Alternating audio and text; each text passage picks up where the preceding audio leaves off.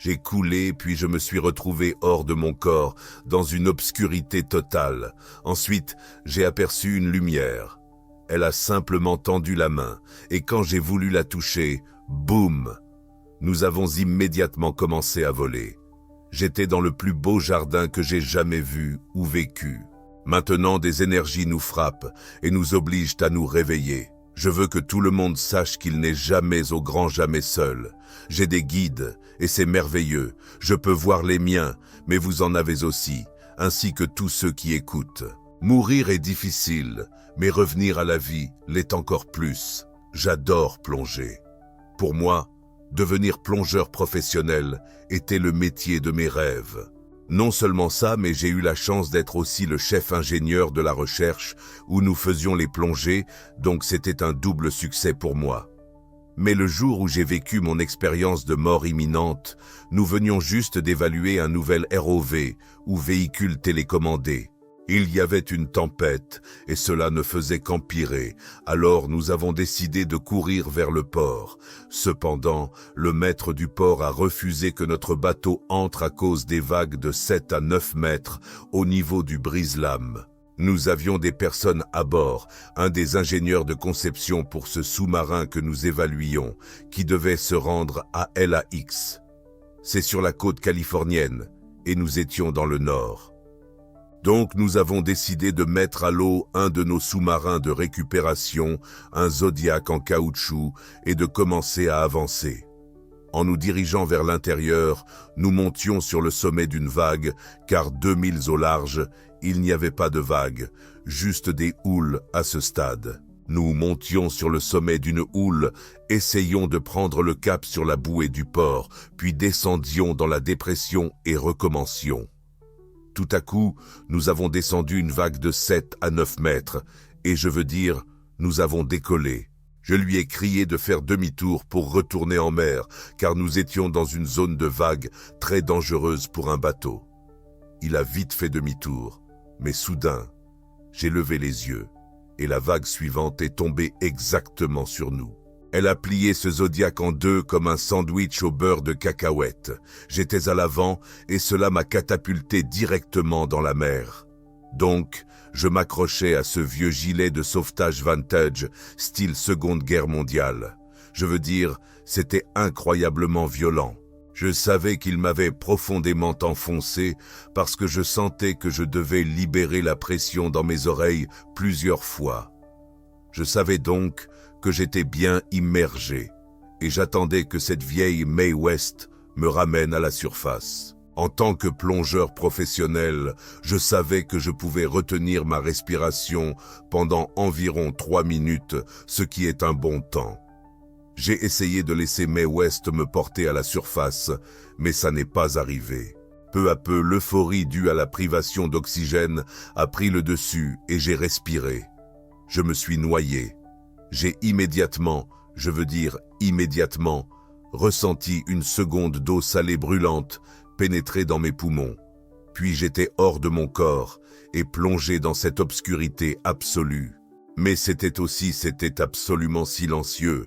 Ce n'était pas, vous savez, des vagues de 7 à 9 mètres sont incroyablement bruyantes. C'est comme un rugissement. Puis, soudain, tout devient silencieux. C'est paisible. Je ne sentais plus que j'étais ballotté ou secoué. C'était en mars. L'eau est extrêmement froide. Je n'avais plus froid. J'étais confortable. Je me sentais simplement suspendu dans cette noirceur. Mais aussi, je ne me suis pas vraiment senti seul.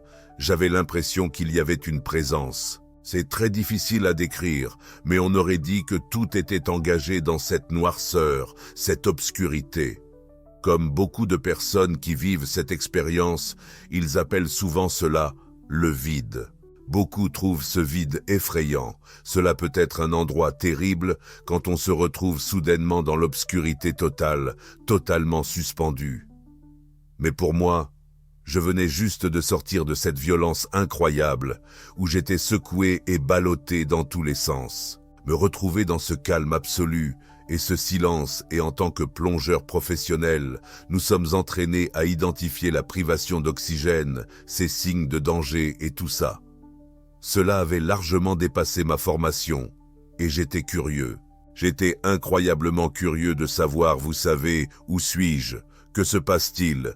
Et puis j'ai vu cette petite tache de lumière. C'était la seule chose à regarder dans cette obscurité, et donc on est attiré par elle. Lorsque j'ai focalisé mon attention et rassemblé ma conscience sur cette lumière, j'ai eu l'impression qu'il y avait soudainement un mouvement vers elle. À ce jour, je ne sais pas si c'était moi qui me déplaçais vers elle ou si elle venait à moi, mais il y avait un mouvement vers cette lumière. À mesure que je m'en rapprochais, j'ai commencé à ressentir ces vagues d'amour. Je sentais une étreinte chaleureuse. J'étais simplement émerveillé par cela, et je continuais à m'approcher de plus en plus. Plus je m'approchais, plus je commençais à comprendre que la lumière elle-même n'était pas qu'un simple faisceau lumineux. C'étaient des millions et des millions de fragments de lumière. Ils étaient tous en mouvement, et si vous avez déjà vu un banc de poissons, lorsque tous se regroupent et changent soudainement de direction, ils se déplacent tous en même temps. On peut voir toutes les différentes nuances de couleurs dans leurs écailles, et ce genre de choses. Eh bien, tous ces fragments de lumière avaient des couleurs multiples, vous savez. Ils avaient tous ce même type de mouvement, et j'étais simplement émerveillé. J'étais subjugué par ce que je vivais. Je m'approchais de plus en plus, me sentant de plus en plus aimé. Finalement, 3 fragments se sont détachés et ils ont commencé à venir vers moi. En avançant, j'ai compris. C'était une sensation de communication claire qu'ils m'accueillaient chez eux. J'étais totalement submergé par cet amour et cet accueil que je recevais. Peu après, une douzaine de ces fragments de lumière sont arrivés et tous m'ont salué. À ce moment-là, j'ai réalisé que j'étais devenu un fragment de lumière et ils m'ont communiqué que nous allions plonger plus profondément dans la lumière. En le faisant, nous sommes entrés dans cette zone. Pour moi, cela avait l'apparence d'une sphère, une énorme boule géante, et nous sommes entrés à l'intérieur. Une fois à l'intérieur, c'était comme si je commençais à revivre ma vie. Ce n'était pas comme regarder un écran de cinéma ou quelque chose d'aussi simple. C'était bien plus immersif. J'avais l'impression de revivre tout, mais non seulement de mon point de vue, mais aussi de celui de toutes les personnes avec qui j'avais interagi. Cette expérience était incroyable, pour le dire simplement. Encore une fois, j'étais dans un émerveillement total. Mais j'ai alors commencé à comprendre ce que je voyais.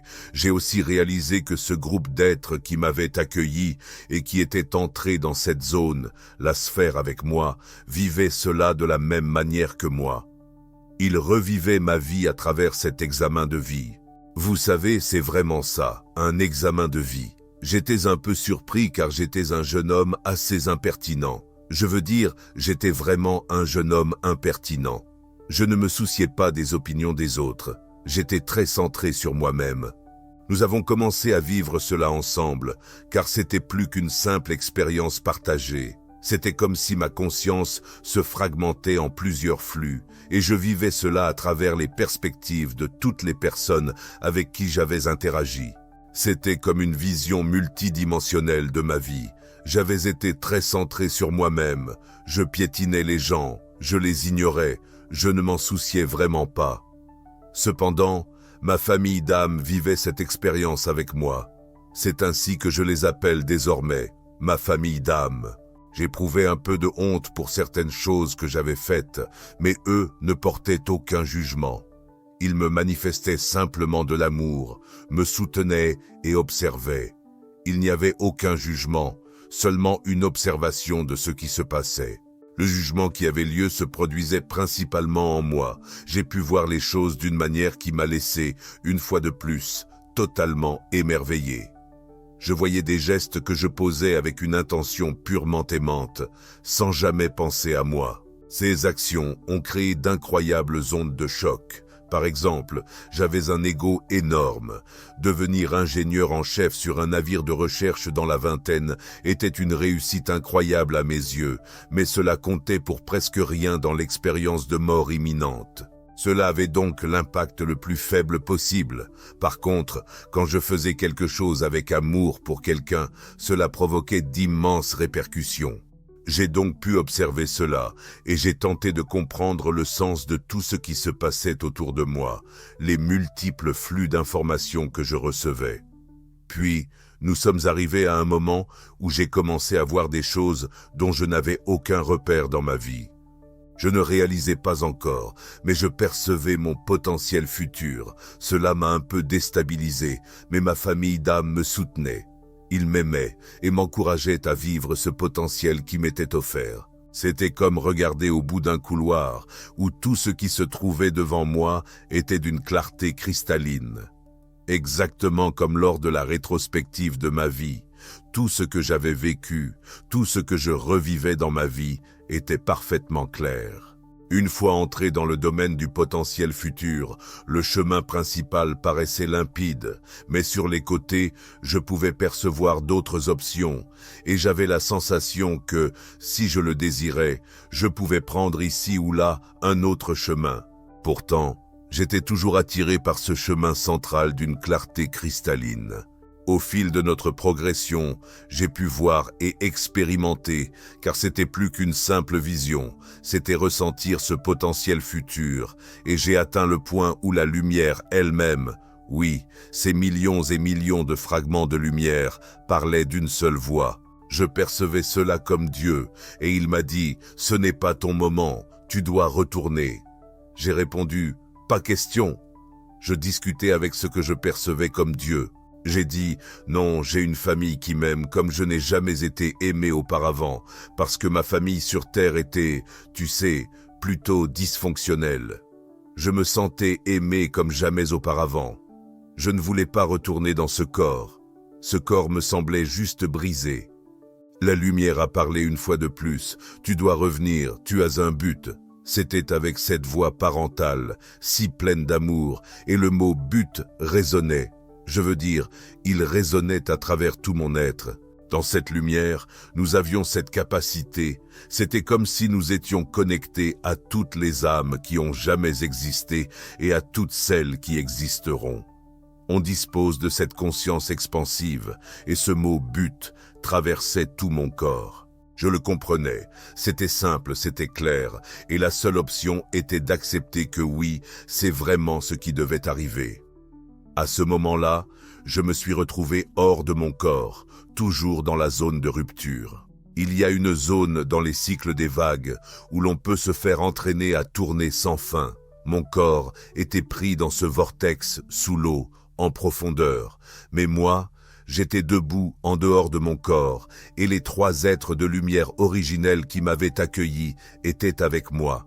Nous regardions mon corps et quelques débris du zodiaque, en particulier la ligne d'étrave, s'étaient approchés de mon corps et commençaient à s'enrouler autour de mon bras. Tout à coup, une nouvelle série de vagues est arrivée et quand elles ont frappé, il restait un peu d'air dans l'un des flotteurs du zodiaque. Le zodiaque a refait surface, il a émergé et quand c'est arrivé, cela a serré cette ligne autour de mon bras en tirant mon corps vers le haut.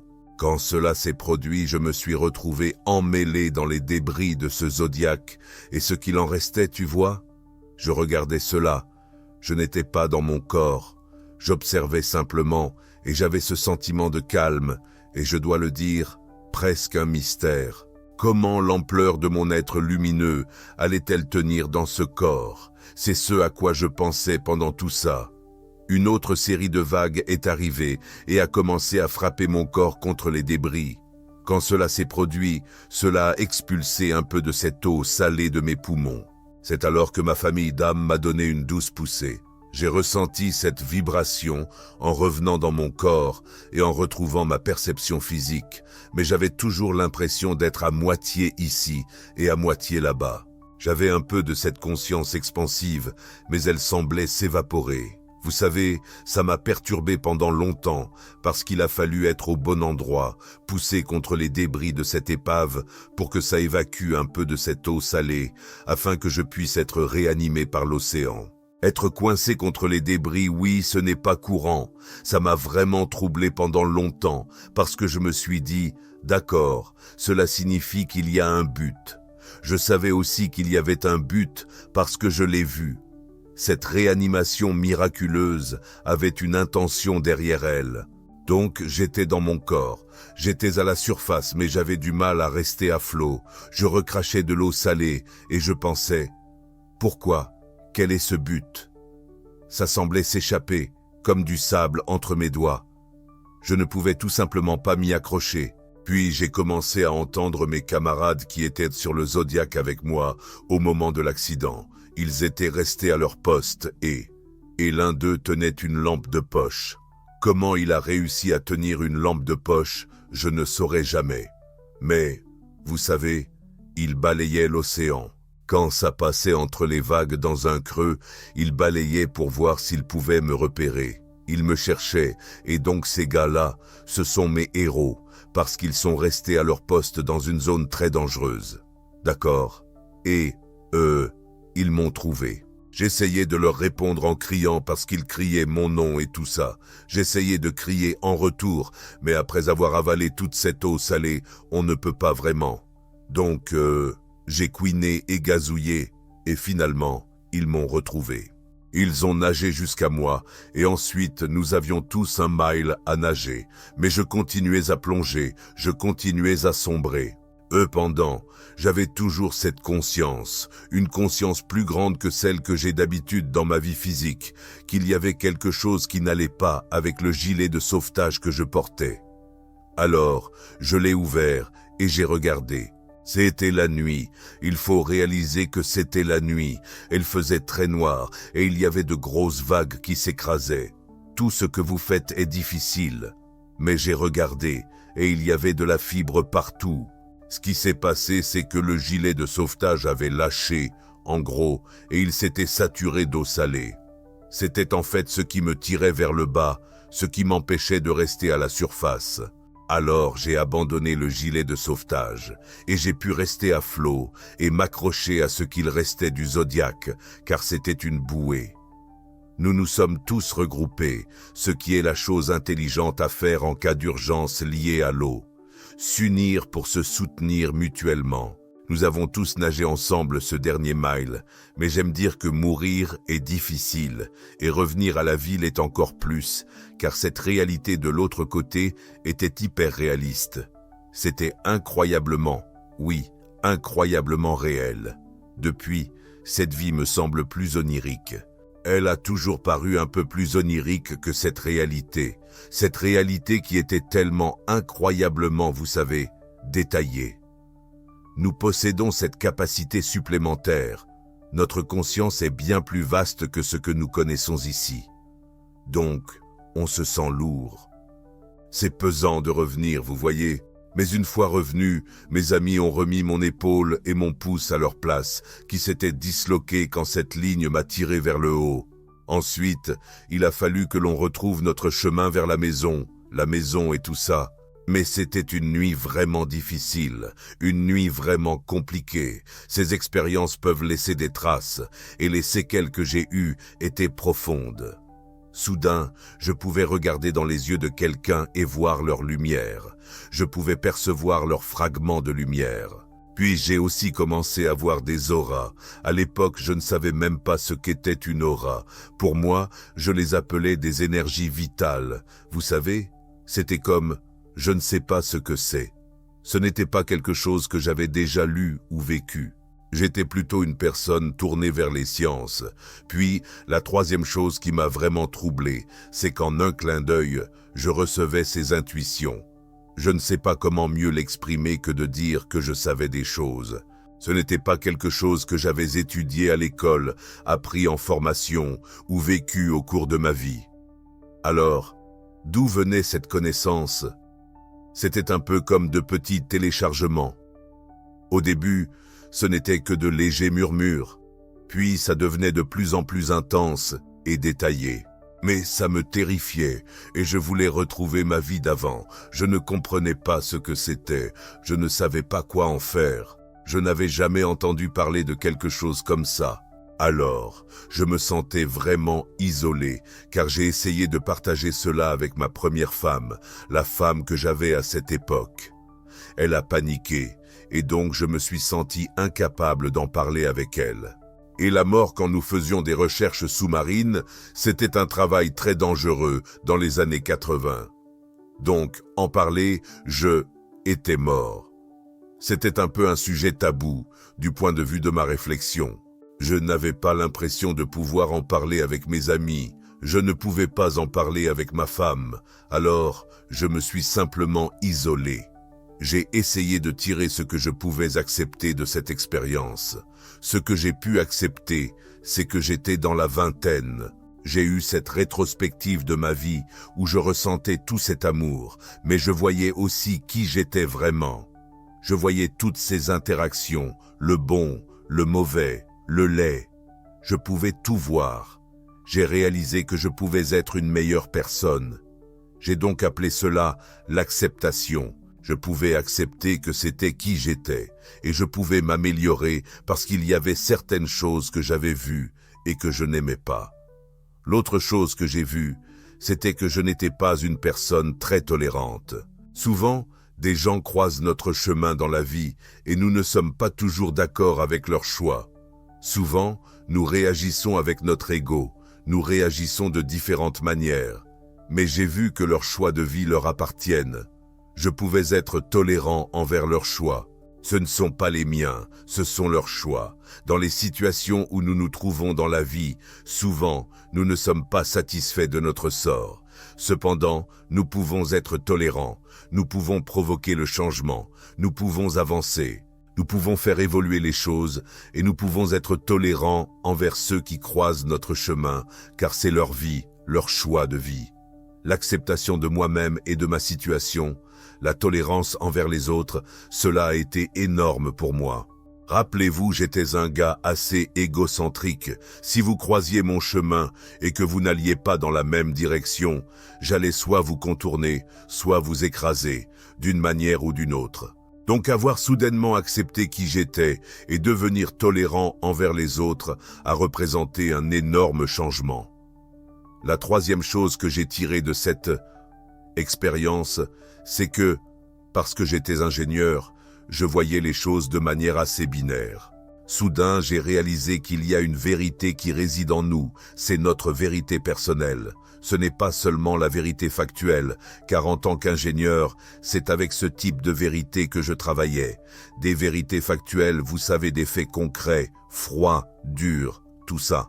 Mais il y a aussi une vérité qui résonne dans notre cœur et que nous ressentons dans notre cœur bien souvent.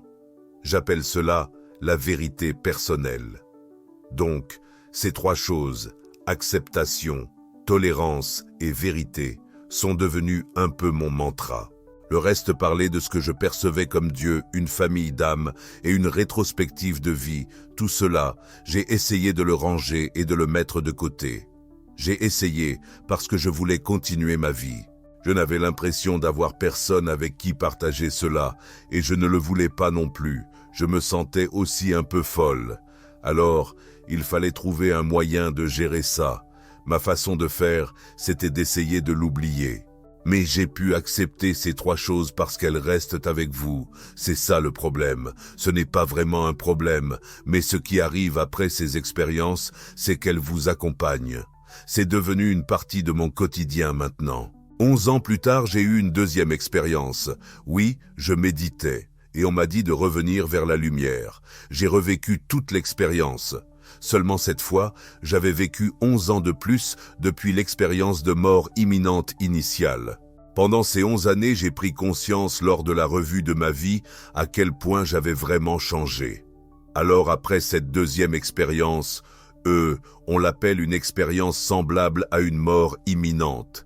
Si on devait la classer, c'est ainsi qu'on l'appelle. Ce que j'en ai tiré, c'est que je devais accepter l'expérience dans sa totalité. Je ne pouvais pas choisir d'accepter uniquement certaines parties comme bon me semblait. Vous savez, je ne pouvais vraiment pas choisir. Je devais vraiment honorer l'expérience entière et commencer à l'intégrer dans ma réalité. Une des choses que j'ai vues lors de mon expérience de mort imminente en regardant en bas, c'est ce couloir de ma vie future n'était autre que le fait que j'allais avoir un cancer, dans la quarantaine. Donc, quelques années ont passé et j'avais eu cette deuxième expérience. Puis, j'avais également eu un certain nombre de petites expériences qui m'ont aidé à vraiment intégrer ces expériences spirituelles. Mais je savais toujours que j'allais avoir un cancer à un moment donné, parce que je l'avais vu lors de la revue de ma vie. Cependant, je pensais que cela arriverait, vous savez, vers mes 80 ou 90 ans, quelque chose comme ça. Vous savez, Mais tout à coup, dans ma quarantaine, je suis assise à mon bureau. J'avais quitté ma vie chez C. J'avais commencé à travailler en tant que responsable du service dialyse dans un hôpital. Je suis assise dans mon bureau, et tout à coup, mon dos a l'impression d'avoir explosé.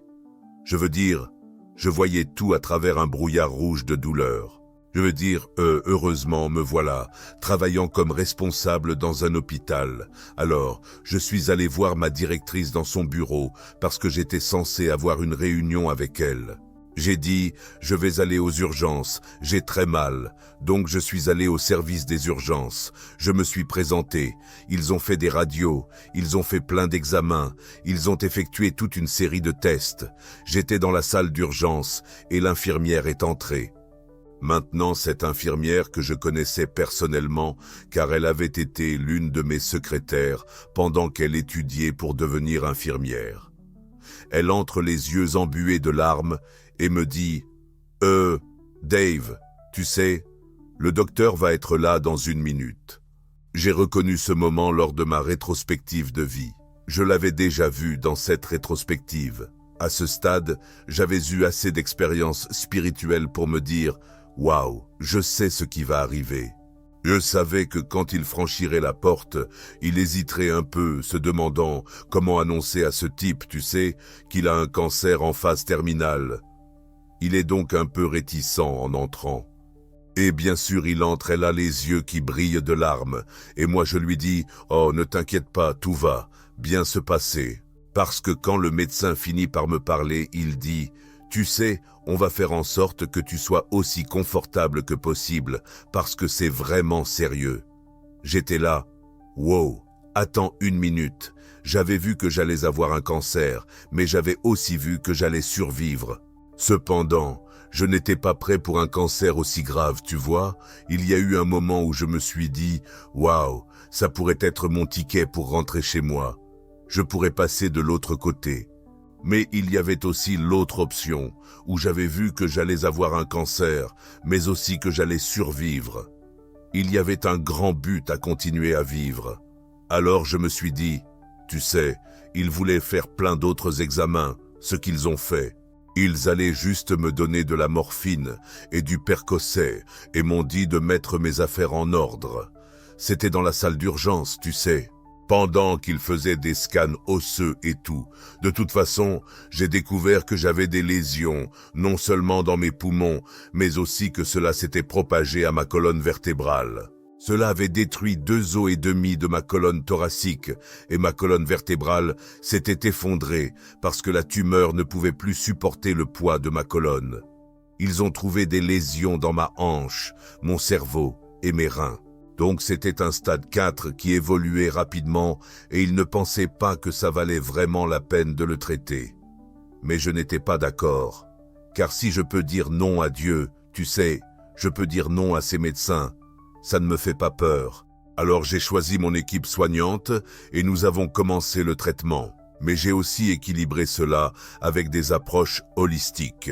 J'ai reçu une guidance spirituelle très forte et je n'aimais ni la morphine ni le Percocet parce que lorsque j'étais fortement dosé, surtout avec la morphine, je ne pouvais plus entendre l'esprit.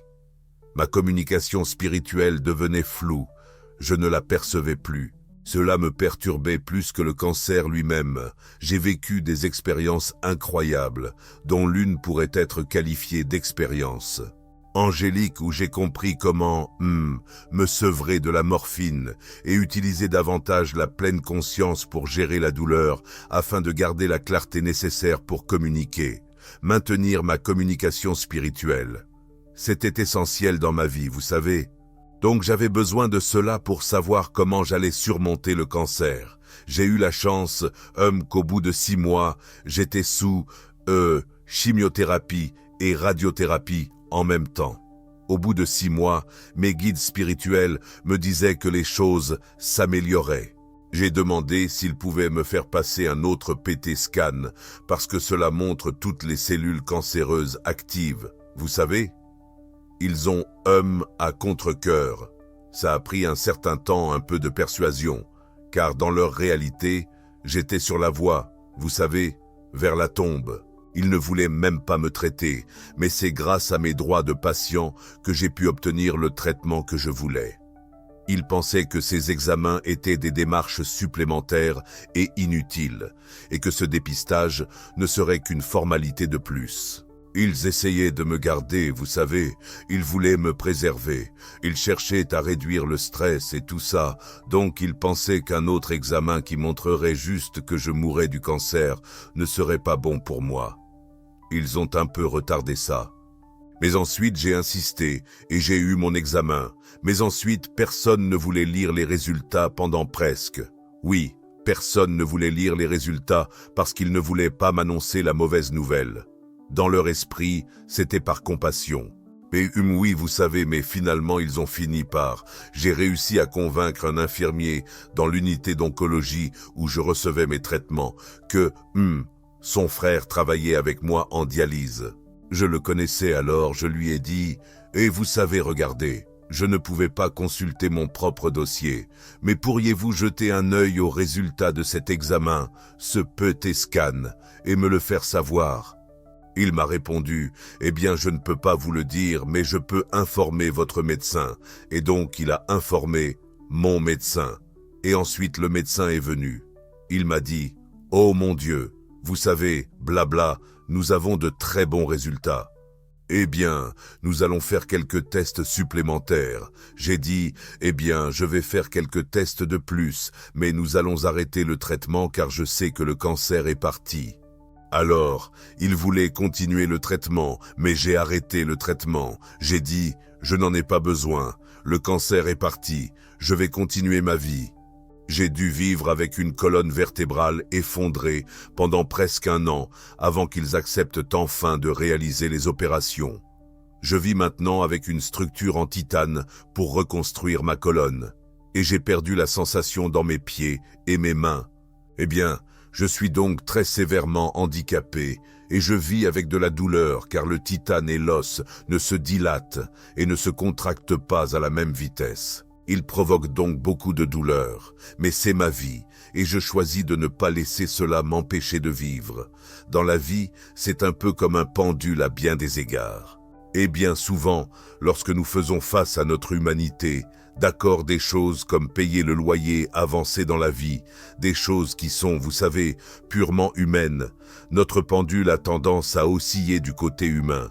Ce fragment de lumière, parce que je crois que nous portons un fragment de cette lumière, mais la totalité de notre lumière réside encore vraiment dans l'un, avec tous les autres fragments de lumière. J'appelle cela l'unité. Donc nous portons un fragment de notre totalité avec nous, mais il s'étend et se contracte selon nos besoins. Lorsque nous traitons notre côté humain, notre fragment de lumière n'est pas si grand. Vous savez, c'est un pourcentage plus petit. Mais ensuite, quand nous faisons osciller notre pendule vers le côté spirituel, ce fragment s'étend naturellement selon le besoin. Il est là pour nous. Mais la plupart du temps, nous avons l'impression d'être ces individus séparés qui forgent leur vie seuls. Donc nous ne réalisons pas que nous avons cela à notre disposition. Ce que j'ai appris, c'est que lorsque nous touchons cette lumière, nous pouvons revenir à la lumière, et quand nous le faisons, nous avons alors la capacité d'élargir un peu notre conscience, puis de revenir vivre notre vie. Vous savez, nous apportons avec nous plus de cette intention aimante. Après avoir vécu ces expériences, on ressent cette dualité entre notre moi spirituel et notre moi humain. Mais réunir ces deux aspects est ce que chaque expérimentateur souhaite réellement. Vous savez, alors vous commencez à comprendre qu'il y a cette interconnexion dans laquelle nous vivons tous.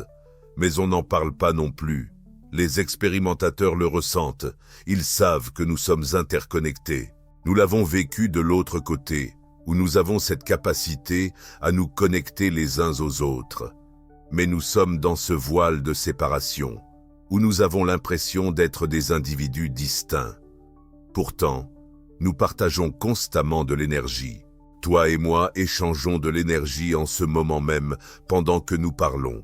Tu sais, je partage un petit fragment de mon expérience lumineuse avec toi, et tu la ressens à ta manière. Nous échangeons cela tout le temps, cette interconnexion que nous avons tous, mais nous n'en parlons pas. Ce n'est pas une partie de notre compréhension quotidienne ou de la façon dont nous essayons de vivre notre vie.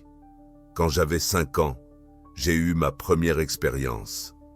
En fait, je me suis réveillé au milieu de la nuit et mon grand-père se tenait au pied de mon lit. Je ne l'avais rencontré qu'une seule fois auparavant. Il a dit « Regarde, j'ai des choses que je veux que tu dises à mon père, son fils, parce que je passe à autre chose. » Alors, il m'a donné un message. Je suis sorti de mon lit et je suis allé dans la chambre de mes parents. Juste au moment où je tournais le coin, ma mère s'est levée dans son lit et a dit « Que fais-tu » parce qu'il était 2 heures du matin. En même temps, le téléphone a sonné près du lit de mon père.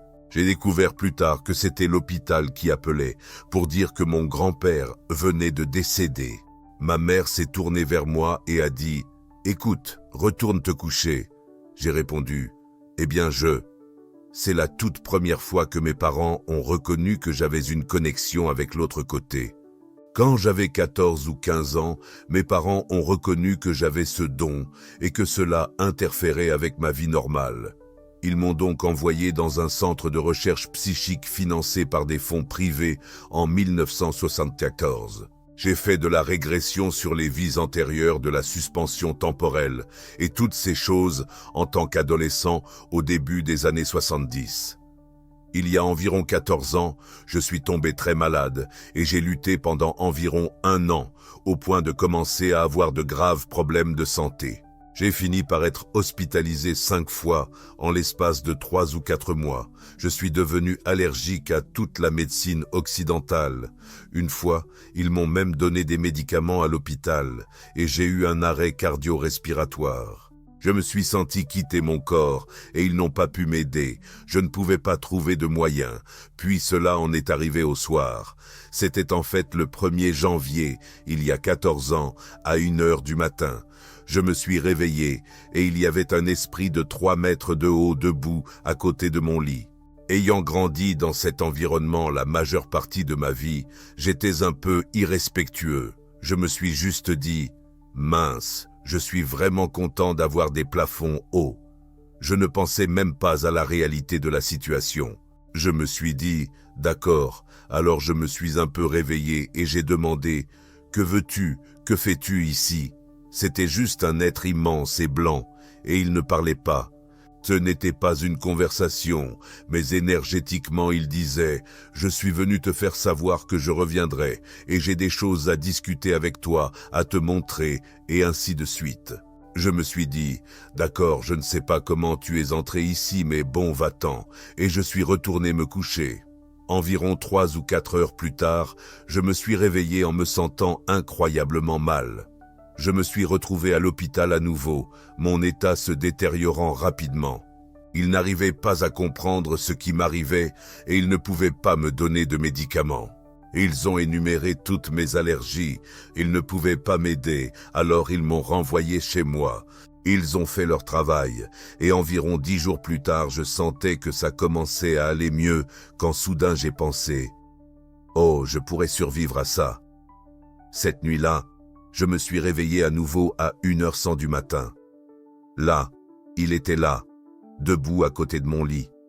J'ai dit « Non, non, non, non, la dernière fois que tu es venu ici, non, non, non, non, non, je ne veux pas ça, je ne veux pas mourir, je ne veux pas être malade. » Il me regardait simplement, sans dire un mot.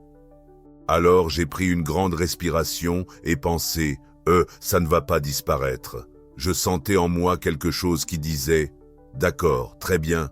Il a juste tendu la main et quand j'ai voulu la toucher, boum, nous avons immédiatement commencé à voler. Nous volions dans les airs et en redescendant, je voyais que nous allions vraiment atterrir au milieu de mon ranch, en plein milieu de mon ranch. C'était comme l'un de ces rêves idiots où tu voles, puis soudain tu marches vite pour te poser. Nous avons tous les deux fait ça. Cet esprit marchait devant moi, ramassant ces choses qui sortaient du sol, des épines noires, il semblait. J'ai demandé, « Que fais-tu » Il a répondu, « Ce sont encore des résidus énergétiques de civilisations passées qui se trouvent dans la terre, et je les nettoie car c'est un terrain sacré qui doit être revitalisé. » J'ai dit, « D'accord » et je le suivais toujours alors que nous marchions. J'ai demandé, « Au fait, que se passe-t-il et qui es-tu » Il a dit, « Tu peux m'appeler père. » J'ai pensé, « Eh bien oui, mon père est mort, mais toi, tu ne l'es pas. Bon, peut-être que c'est un autre père d'une autre vie. » Tout allait si vite. Nous avons marché un peu plus loin et je pouvais voir sur ma gauche un énorme feu de camp autour duquel une douzaine d'anciens Amérindiens étaient rassemblés. Il s'est approché, s'est tourné vers moi et a dit « Tu dois comprendre que nous allons t'enseigner et nous allons t'entraîner à devenir l'un des nôtres. » J'ai pensé « D'accord, mais je ne sais même pas qui ou quoi. » En résumé, pendant les 13 nuits suivantes, chaque nuit, il venait me voir, tendait sa main, et nous nous envolions ensemble jusqu'au même endroit du ranch. Les autres 12 anciens nous rejoignaient, et pendant plusieurs heures chaque nuit, ils me transmettaient des connaissances. Je ne sais pas comment l'expliquer, mais ils me donnaient des informations, m'enseignaient une sagesse ancienne. Avec cela, ils me remettaient un chapitre d'un livre qu'ils voulaient que j'écrive. C'était 13 nuits et 13 chapitres. Après la 3e nuit, parce que c'est le père qui me donnait d'abord le chapitre, il me transmettait les informations. Je le ressentais. C'était presque comme une graine qui s'implantait en moi, contenant toutes les informations. Je la gardais en moi pendant que je suivais cette éducation avec les anciens chaque nuit. Après la 3e nuit, j'ai commencé à me sentir vraiment mal, très mal. Je parlais à ma femme à nouveau, et je lui ai dit, « Tu sais, je ne sais pas ce que nous allons faire. Je ne sais pas si je vais m'en sortir. Je ne supporte pas ces expériences de mort imminente. » Alors cette nuit-là, quand le père est venu, il a dit, « Écoute, nous reconnaissons que le corps physique ne supporte pas ce que nous imaginions. » Il a littéralement créé une graine qui ressemblait à un énorme œuf de Pâques. Il a dit, « À la fin de chaque nuit, je vais te donner ça. Dedans se trouve le chapitre, ainsi tu n'auras pas à le garder en toi pendant que nous suivons les leçons. » Lorsqu'il l'a déposé dans mes mains, on pouvait voir que le dessus avait une couture incroyable, une lumière blanche éclatante en émanait. Lorsque je levais les mains, cela s'ouvrait comme une fleur, et les mots tombaient en moi. C'était ce chapitre du livre. Donc à la fin de ces 2 à 3 heures chaque nuit, je me réveillais, descendais et écrivais ce qu'était le chapitre dans le livre. La 7e nuit, quand je suis arrivé, il y avait un feu beaucoup plus grand et tout le monde était debout. Une grande célébration semblait avoir lieu. J'ai demandé « Que se passe-t-il » Ils ont répondu « Eh bien, c'est ta nuit des droits. » J'ai demandé « Des droits pourquoi ?» Ils ont répondu « Nous allons à nouveau faire de toi l'un des nôtres. » Un des anciens s'est approché, de feu, et il a arraché un petit morceau de son vêtement. Il portait comme un haut et un bas en peau d'animal. Il a déchiré un morceau et me l'a donné en disant « Coude-le sur ta chemise. » Je me suis tourné vers mon père et lui ai demandé « Qu'est-ce que c'est ?» Il a répondu « Nous n'avons pas de mots pour toutes ces choses. Tu poses toutes ces questions. » J'étais là, d'accord, mais que se passe-t-il ? Il a dit, eh bien, dans l'histoire ancienne, cela a été appelé 1 ou 2 fois l'échange du tissu. Je ne comprenais toujours pas vraiment, mais quand je l'ai mis près de moi, je pouvais voir comment il s'assemblait avec mon propre tissu. Il a dit, maintenant, je veux que tu comprennes que nous allons te donner tes droits. Nous voulons que tu prennes une parcelle de Merterre, un carré, et que tu sois responsable de la santé de cette parcelle.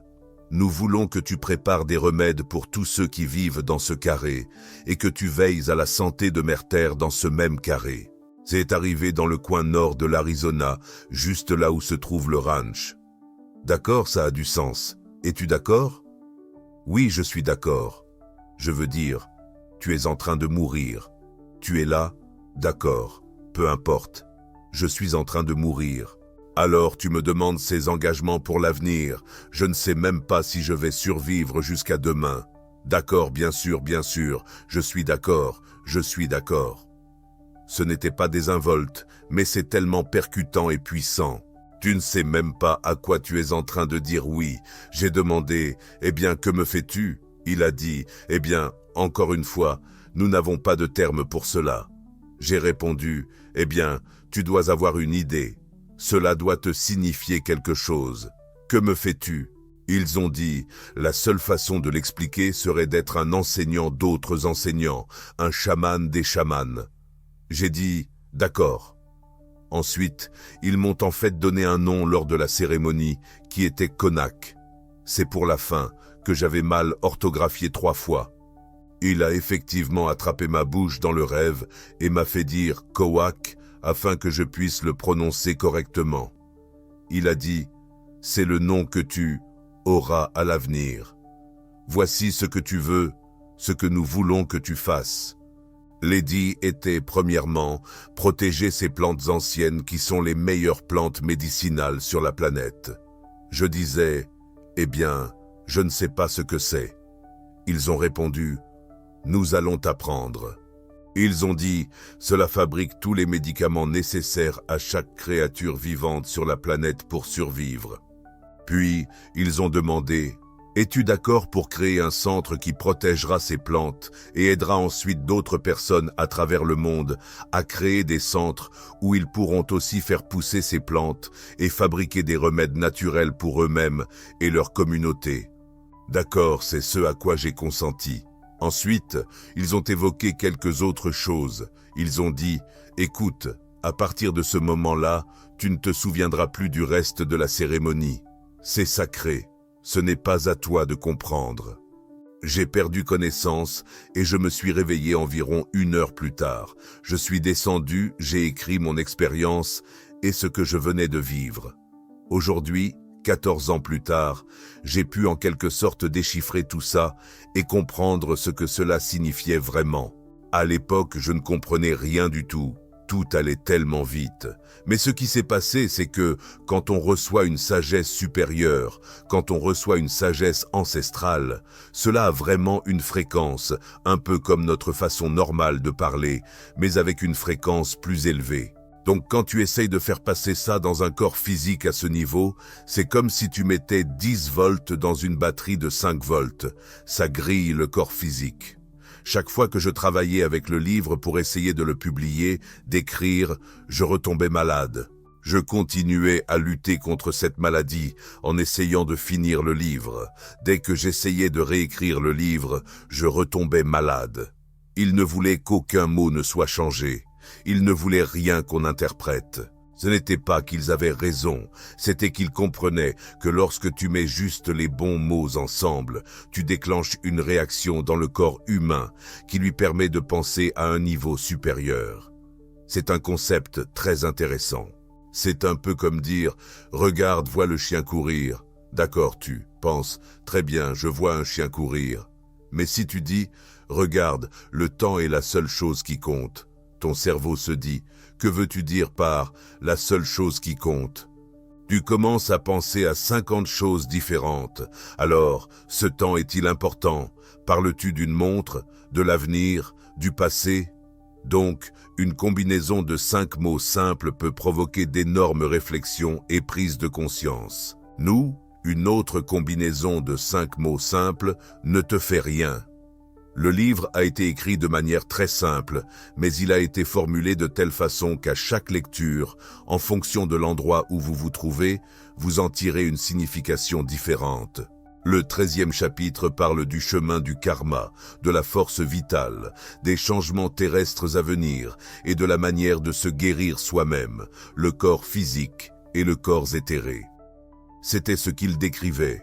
Un manuel de base pour comprendre ce que signifiait être ici. En quelque sorte, si vous étiez un Atlante, c'était ainsi que vous pensiez. Vous réalisiez que vous viviez de nombreuses vies. Vous compreniez que vous n'étiez qu'une boule d'énergie à l'intérieur d'un corps physique pour un temps limité. Vous compreniez que pour guérir quelqu'un, il fallait en réalité changer la fréquence et l'énergie de cette personne, pas l'opérer, ni lui administrer des médicaments, mais vraiment modifier sa composition énergétique. C'était donc un manuel de base que l'on dit que l'humanité a oublié ces 5000 dernières années. Une compréhension fondamentale que chaque être humain ayant vécu sur cette planète possédait. Maintenant, l'explication plus poussée était que ce n'était pas que nous étions devenus stupides, ce n'était pas qu'on l'avait perdu par ignorance. Ils expliquaient que l'univers est une sorte d'immense coquille. Imaginez-le presque comme un tunnel, n'est-ce pas ? Et nous, car il existe maintenant 100 milliards d'autres planètes dont nous avons enfin pris conscience, et 1 million d'autres galaxies, nous, ainsi que tout le reste, évoluons sur une trajectoire complète autour de ce tunnel universel. Nous faisons un cercle complet, et de ce fait, en voyageant dans ce cercle à l'intérieur de l'univers, nous nous rapprochons de d'autres planètes, d'autres galaxies, d'autres énergies. Ces influences planétaires affectent vraiment notre façon de penser. Elles élèvent ou abaissent notre vibration.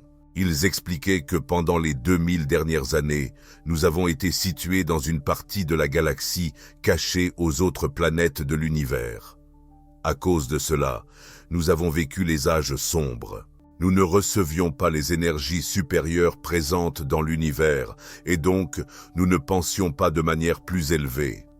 Les esprits décrivaient que 2012 n'était pas la fin du monde, mais un rassemblement des énergies existant dans le reste de l'univers. Ce changement allait transformer la planète, notre façon de penser et notre manière de vivre.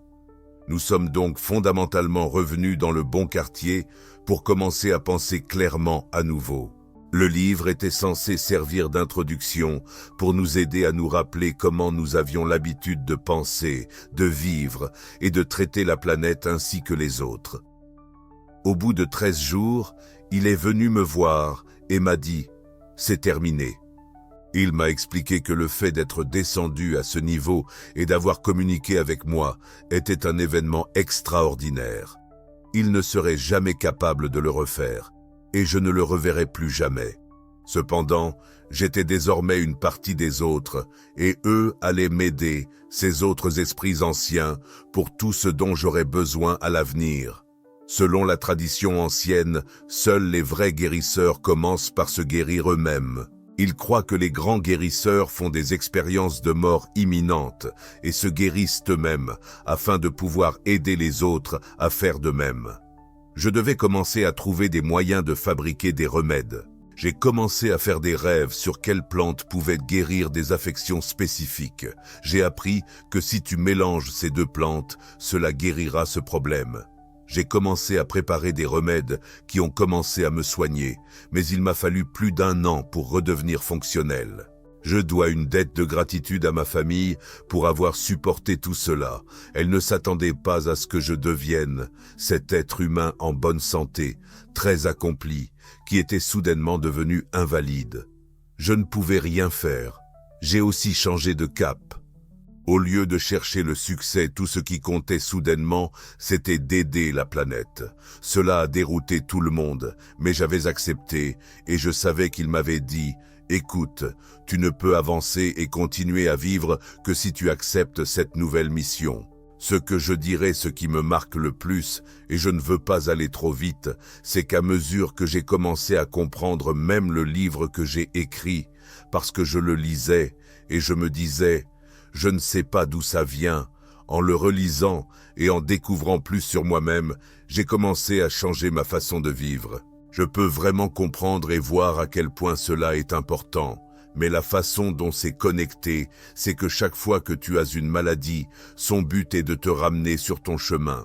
Le but d'une maladie est de te faire changer, et c'est ce qui a été perdu dans notre compréhension actuelle. Tout le monde pense que c'est un obstacle. Tout le monde croit que c'est quelque chose de mauvais qui lui arrive. Alors, ce que nous découvrons dans notre guérison aujourd'hui, ce que nous essayons d'apprendre aux gens, c'est de comprendre à quel moment la maladie a commencé. Que faisais-tu? Les parents étaient au milieu d'un divorce, tu perdais ton emploi. Dans 99% des cas, un événement traumatisant survient dans la vie de cette personne au moment où cette maladie débute.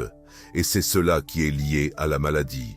Donc, tant que tu ne prends pas ce problème à la racine, aucun remède physique ne pourra vraiment te guérir.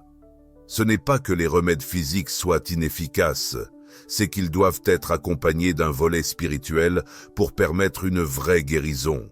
Les anciens sont venus me voir l'année dernière et m'ont dit « Regarde, prenons simplement une personne ordinaire incarnée sur Terre aujourd'hui. » Généralement, elle a vécu entre 40 et 50 vies sur cette planète. Elle est ici aujourd'hui parce qu'elle existe depuis longtemps. Ils expliquent que ce que fait cette entité spirituelle, ayant vécu 50 fois, c'est qu'elle prend 4 ou 5 de ses vies passées et les fusionne en un nouveau mini-moi. Elle s'incarne avec la mémoire de ses 5 vies, et le but est de terminer les leçons de ces 5 existences pour évoluer en âme complète. Elle a vécu en tant que charpentier, agriculteur et médecin. Elle s'incarne maintenant avec les souvenirs de ses 3 vies, avec les compétences correspondantes, mais aussi des leçons inachevées. Son objectif principal dans cette nouvelle vie est donc de terminer les leçons des vies passées. Par exemple, si elle a été agriculteur au XIIIe siècle et médecin au XVe siècle, son régime alimentaire était très limité. Elle mangeait peut-être un peu de volaille, mais surtout des légumes verts et du riz. En arrivant dans le monde moderne, son corps et son âme rejettent la nourriture contemporaine. Ils la refusent sans cesse. Mais dès qu'elle retrouve des aliments en accord avec ses vies antérieures, elle s'en trouve immédiatement rassasiée. La façon dont ils me l'ont montré était incroyable. Nous étions dans le nord lorsqu'un esprit amérindien est venu à moi. Il m'a pris par l'épaule et a levé les mains vers le ciel. Toutes les étoiles ont disparu, comme s'il avait effacé un tableau noir, puis il a projeté dans le ciel un diagramme. C'était une grande sphère contenant 50 petites sphères, chacune représentant une vie. Il a dit « Regarde » et il a simplement extrait 5 de ces sphères sur les 50. Il a ajouté « C'est une nouvelle incarnation ». C'est ce qui entre dans un corps physique et essaie de raffiner ses vies antérieures dans un effort combiné et avec une intention complète. Je suis sûr que vous avez entendu parler de personnes qui ont eu des expériences de mort imminente et qui ont dit qu'elles avaient choisi la famille dans laquelle elles sont venues. Elles expliquent, eh bien parce que vous êtes en réalité au bord des mondes. Lorsque vous acceptez de vous réincarner, vous avez un choix. Allez voir, vous pouvez choisir cette famille, cette famille, cette famille et cette famille. Car ces 5 expériences familiales différentes sont liées aux leçons que vous souhaitez apprendre. Cette famille vous enseignera l'humilité que vous voulez apprendre. Cette famille vous enseignera la pauvreté qui vous apportera une autre leçon d'une vie antérieure. Vous pouvez voir à quel point tout cela est coordonné. Il n'y a absolument rien de fortuit dans notre vie. Quand j'avais 15 ans, j'ai fait une régression dans mes vies antérieures et j'en ai vécu 2 lors de cette séance. Au début des années 70, dans les années 1500, j'étais agriculteur. J'ai perdu mes parents et c'était juste ma sœur et moi. Nous nous étions élevés mutuellement. Ensuite, dans une autre vie, j'étais bibliothécaire. J'étais une femme dans les années 1700 et je travaillais dans une bibliothèque dans une ville pittoresque. Il semble que les 3 autres étaient toutes ce que j'appelle des souvenirs géographiques. J'étais en Chine quand j'ai connecté avec ces lieux chinois. Je marchais réellement dans une rue d'un village où j'avais vécu il y a 1500 ans. Je me rends vraiment à un endroit où j'ai vécu dans une vie antérieure et cela vous vient naturellement. C'est comme un éclair. J'ai touché ce bâtiment et tout à coup la vidéo a commencé à se dérouler dans ma tête. Ainsi, la dernière vie que j'ai eue était dans les années 40, où j'étais en réalité producteur de films et de télévision. J'ai retrouvé mon ancien bureau dans cette vie-ci, de ma vie précédente, vous savez ? Et cela m'a conduit à ce concept dont les gens parlent. Eh bien, comment un enfant de 5 ans peut-il être pianiste concertiste ? Eh bien, il a fait remonter cette vie-là. Il était pianiste concertiste dans sa vie précédente, et c'est un de ses objectifs réincarnés dans cette vie. Il l'a déjà fait. Ainsi, lorsque je suis devenu vice-président de Paramount Pictures à l'âge précoce de seulement 30 ans, cela n'avait aucun sens. Eh bien, si, cela faisait sens parce que je l'avais fait juste dans ma vie précédente. J'avais ce sentiment quand j'étais très jeune. Quand j'avais 5 ou 6 ans, je savais que je voulais faire des films. Je ne comprenais pas comment. Je le savais simplement. C'était en moi. Donc, quand je me suis retrouvé sur un plateau de tournage dans mes débuts de vingtaine, tout était naturel pour moi. C'était tout simplement naturel.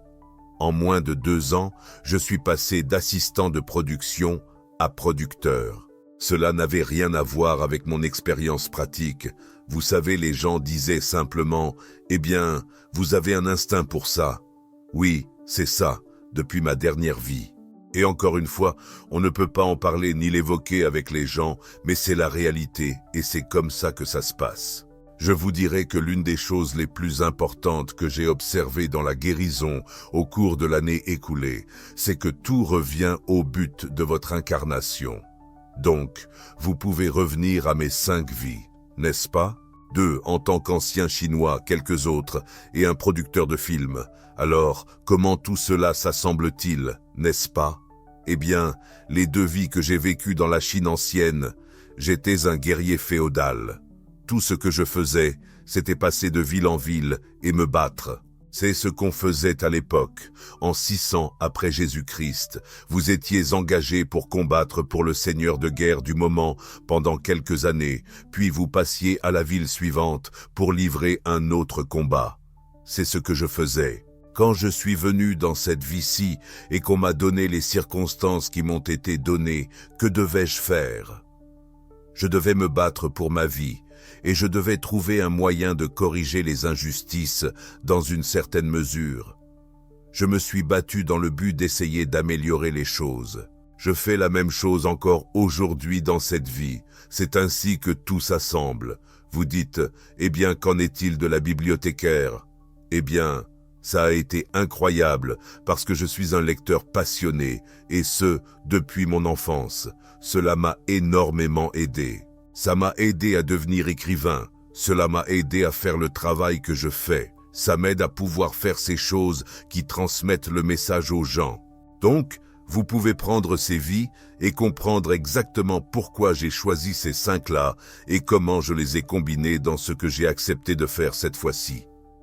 Donc, toute maladie revient à la question de savoir si vous vous éloignez de ce chemin. Si je n'avais pas accepté de devenir guérisseur, d'accepter d'écrire ces livres, d'accepter de commencer à aider et d'accepter de commencer à protéger ces plantes, je serais simplement parti.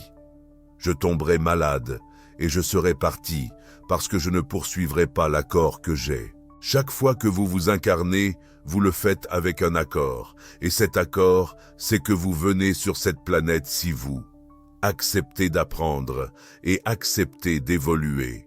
Dans ces nouveaux messages canalisés que nous avons reçus au cours de la dernière année et demie, les informations sont incroyables. Tout revient au premier livre. Toutes les informations sont les mêmes, mais c'est un peu comme un cahier d'exercice. C'est presque comme une explication de ce que ces compréhensions simples signifient vraiment. Pour le résumer en quelques mots, les 4 premiers enseignements concernent le temps, l'argent, l'avenir et les pensées négatives. Donc, vous ne pouvez pas compter l'argent, vous ne pouvez pas croire au temps. Le temps des horloges est une invention humaine. Vous ne pouvez pas vivre dans le futur et vous ne pouvez pas avoir de pensées négatives. Ils disent que si vous pouvez prendre ces 4 principes et vous concentrer dessus chaque jour, cela vous forcera à vivre dans le moment présent. Maintenant, c'est un concept tellement vrai. C'est une expression tellement courante. Mais je sais même pour moi, après plus de 60 ans de pratique, cela ne m'a jamais vraiment parlé. Être dans le présent, que cela signifie-t-il? Eh bien, je suppose que cela veut dire qu'on est censé être heureux d'être ici. Mais maintenant je comprends, parce qu'ils le disent vraiment. Ils veulent dire que vous ne devez jamais regarder une horloge. Jamais, jamais, parce que cela limite votre capacité de penser. Cela vous emprisonne. Vous êtes là à vous dire « Oh, je n'ai que 5 minutes ». Ce n'est pas vrai. Je suis constamment amené à constater que ce n'est pas vrai. Il y a 4 ou 5 mois, je faisais quelques commandes et j'ai eu l'impression que le bureau de poste allait fermer et que je n'aurais pas le temps d'y arriver. Je n'ai pas regardé l'horloge. Je me suis dit, eh bien, j'ai l'intuition qu'il faut que je continue. Alors, j'ai continué. J'ai fini la commande et il était 10h05. Le bureau de poste était fermé. J'ai ensuite eu l'intuition. Eh bien, je devrais quand même aller au bureau de poste. Je pensais, eh bien, il faut lutter contre son esprit. Votre esprit vous dit, quoi, tu es fou. Tu vas vraiment écouter ça tout le temps. J'ai mis les colis dans la voiture et je suis allé au bureau de poste. Je me disais, eh bien, le supermarché n'est qu'à un pâté de maison plus loin. J'irai au supermarché. Et rien ne se passe. Je me gare devant le bureau de poste et bien sûr, il était fermé. Je souris un peu et alors que je m'apprête à partir, je vois la grande porte ouverte. Le chef du bureau de poste que je connais fait rouler un chariot parce qu'il sort pour récupérer tout le courrier qui est dans le drive. Il me voit et fait signe. Alors, je m'approche de lui et il me demande « Que fais-tu » J'ai répondu « Eh bien, j'avais quelques paquets, mais… » Il a dit « Mets-les dans mon panier ». Je les ai mis dans son panier. Je n'ai même pas eu besoin de sortir de la voiture pour aller au bureau de poste ce jour-là. Mais si j'avais obéi à l'horloge, j'aurais en fait limité ma capacité à vivre pleinement dans le présent. J'aurais interrompu tout ce que j'étais en train de faire. On dit la même chose à propos de l'argent. Dès l'instant où tu commences à compter ton argent, tu te limites toi-même. Dès que tu dis « D'accord, il me faut 5 000 € pour acheter une nouvelle voiture, je dois travailler tant d'heures, je dois… » Eh bien, voilà. Tu viens juste de dire à l'univers que la seule manière d'obtenir cette nouvelle voiture, c'est de travailler plus dans un emploi que tu détestes. Cela implique qu'aucune autre option n'est possible. Personne ne peut te l'offrir. Tu ne peux pas le gagner à la loterie. Ton frère ne peut pas te la donner parce qu'il vient lui-même d'acheter une nouvelle voiture en pensant que tu en avais besoin. Rien d'autre ne peut arriver que ce genre de pensée limitante.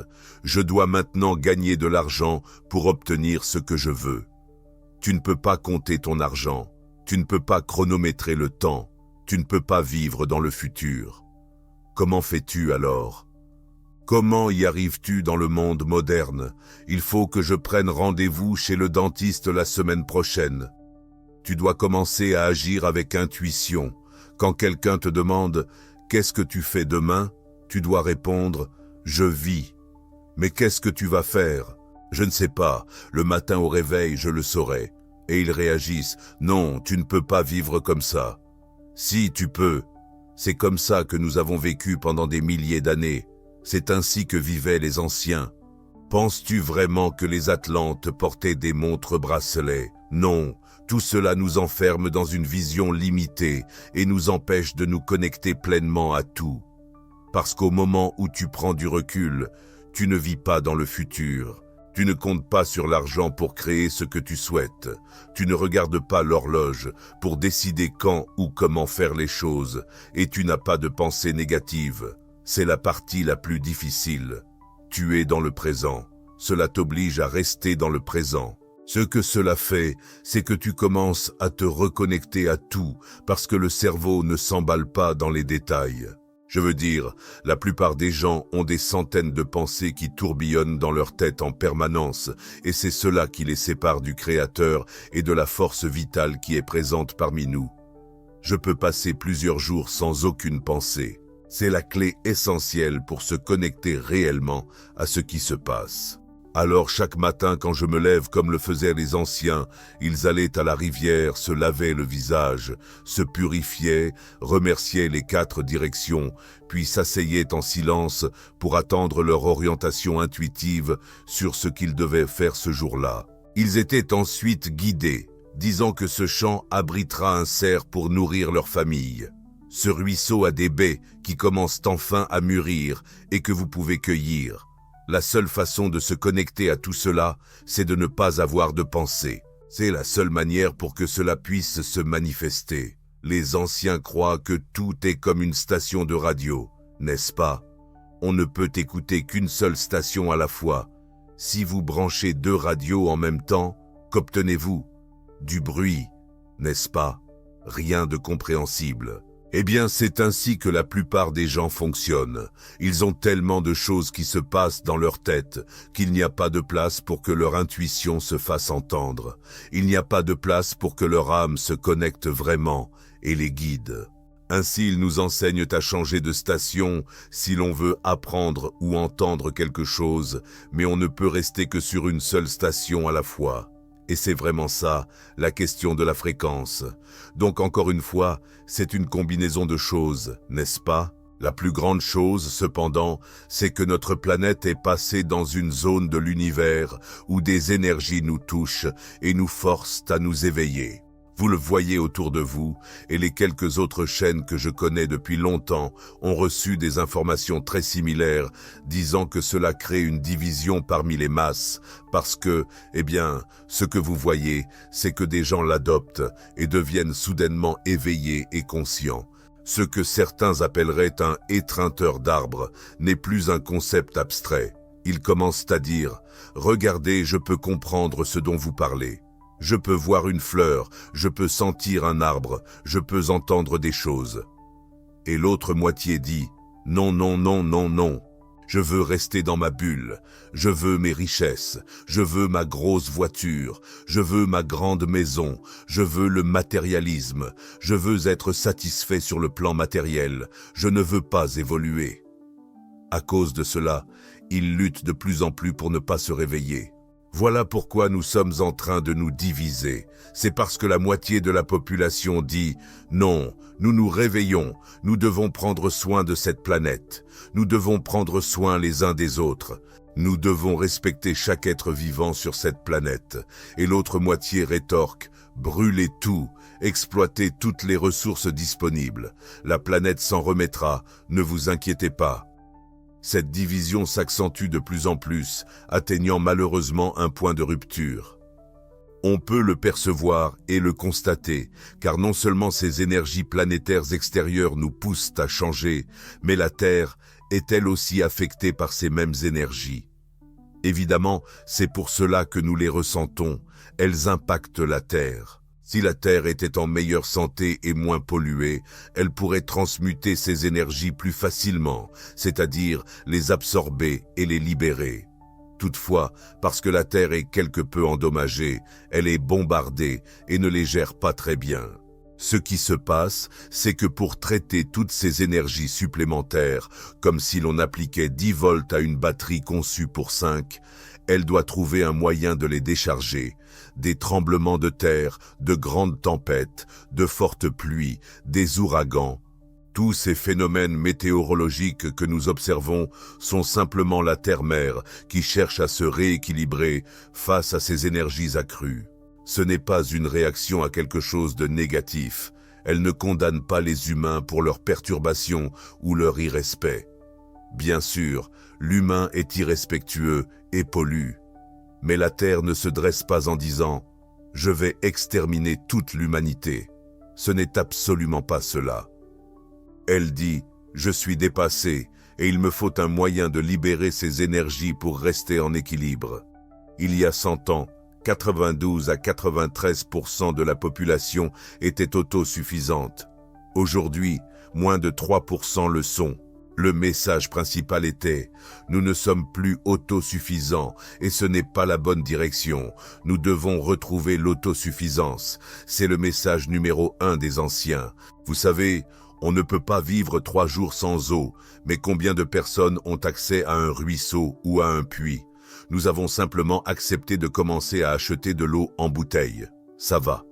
Pour la nourriture, celle qui se trouve dans votre supermarché parcourt en moyenne 1200 miles.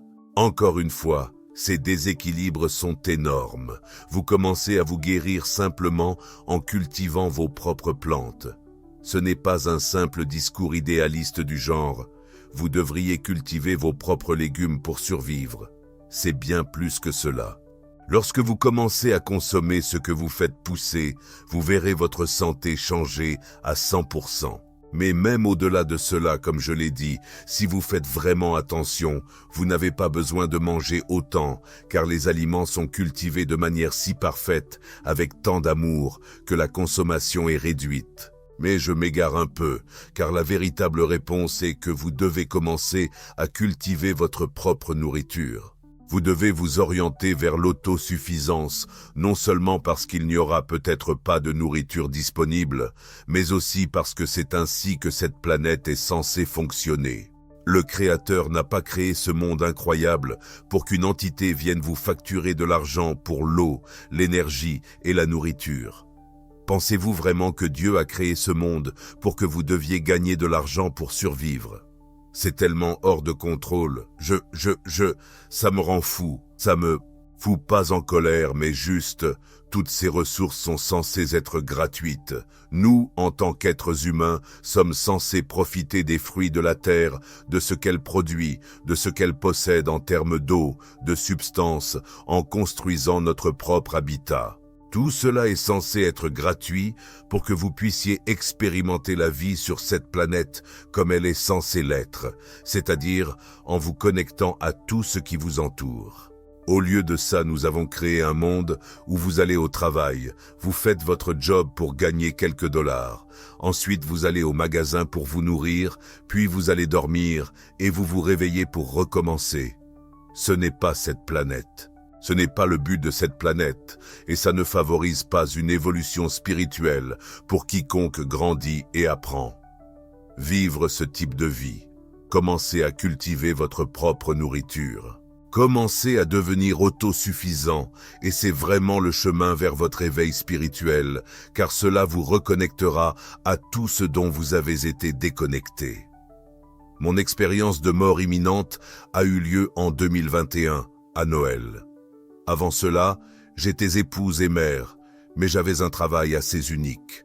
Avant, j'étais dans la santé mentale et les addictions pendant peut-être une décennie. C'est pour cela que je suis allé à l'école, travail social.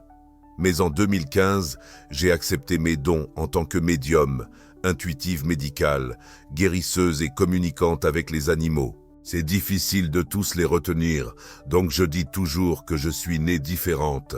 J'étais comme un enfant de 3 ans avec la sagesse d'un octogénaire. Ça n'avait pas de sens que j'étais une enfant et que je fasse des choses d'enfant. J'ai toujours été introvertie, un peu plus silencieuse, et je pouvais voir des personnes que les autres ne voyaient pas.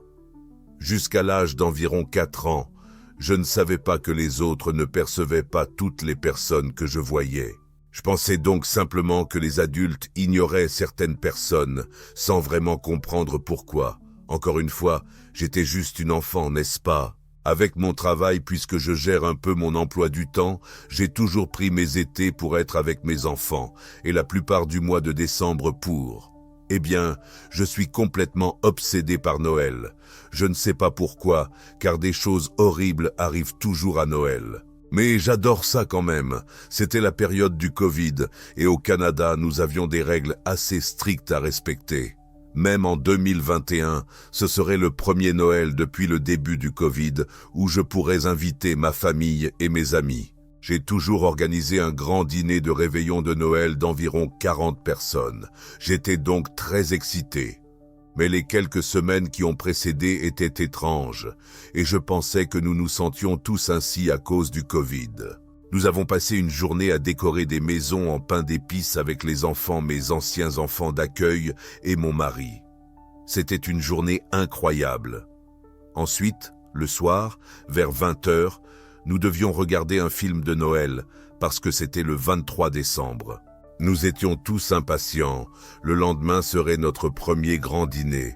Mais j'ai commencé à avoir le pire mal de tête de ma vie, si intense que je ne pouvais même pas voir droit. Alors je me suis dit, vous savez quoi les gars? Je vais juste me coucher. Je me sens vraiment horrible. Apparemment, 1 heure plus tard, j'ai envoyé un message à mon mari en demandant « Peux-tu m'apporter du Tylenol et de l'Advil ?» Il regardait toujours le film, car ma tête me faisait tellement mal. Il leur a apporté les médicaments et apparemment, ensuite, je suis tombé dans l'inconscience. J'ai pris les médicaments en pensant juste m'endormir. Les médecins estiment que j'ai probablement commencé à faire un AVC vers 23h30 et je ne me suis pas réveillé avant 4h45 du matin. Je me suis réveillé complètement paralysé du côté droit et incapable de parler. Je ne pouvais dire que 2 mots, le nom de ma sœur et un juron, ce qui est plutôt cocasse. En gros, j'ai essayé de me lever pour aller aux toilettes. J'ai essayé de me lever sans réaliser que j'étais paralysé et je suis tombé par terre. Ensuite, je ne pouvais plus bouger ni me relever et je ne pouvais pas atteindre mon téléphone ou une lumière. J'ai donc essayé de ramper façon commando jusqu'à la porte, mais je n'ai pas réussi. Il y avait un mur et je l'ai frappé très très fort en faisant beaucoup de bruit. Et cela a réveillé mon mari et aussi ma mère, car ils vivaient dans ma suite au sous-sol. Donc, mon mari est entré dans la chambre et j'étais clairement mal en point. Il a tout de suite compris que c'était un AVC parce qu'il avait suivi des cours de premier secours. Alors, il a appelé le 15. On m'a amené à l'hôpital. Les dégâts étaient déjà faits dans le mésencéphale. Ils ont donc voulu me transférer en hélicoptère vers un autre hôpital parce que là où je vis, ils ne peuvent pas pratiquer de neurochirurgie. Ils n'ont pas de neurochirurgien. C'est ce qu'ils ont décidé. J'allais être transporté en hélicoptère. Ils ont laissé Mike venir avec moi. Toute ma famille est venue me dire au revoir, car le médecin a essentiellement dit « Il y a de fortes chances que je ne la revoie pas vivante à l'autre hôpital ». Ils ont même dit à mes enfants, alors âgés de 12 et 14 ans, de dire tout ce qu'ils voulaient à leur mère, car il y avait peu de chances qu'ils la revoient. Je suis parti en hélicoptère avec mon mari à mes côtés, et c'est là que je suis passé de l'autre côté. Le soleil frappait mon visage, et mon mari est allé couvrir mes yeux parce que j'avais aussi de la fièvre, ce qui peut arriver quand on est proche de la mort. Le corps peut chauffer.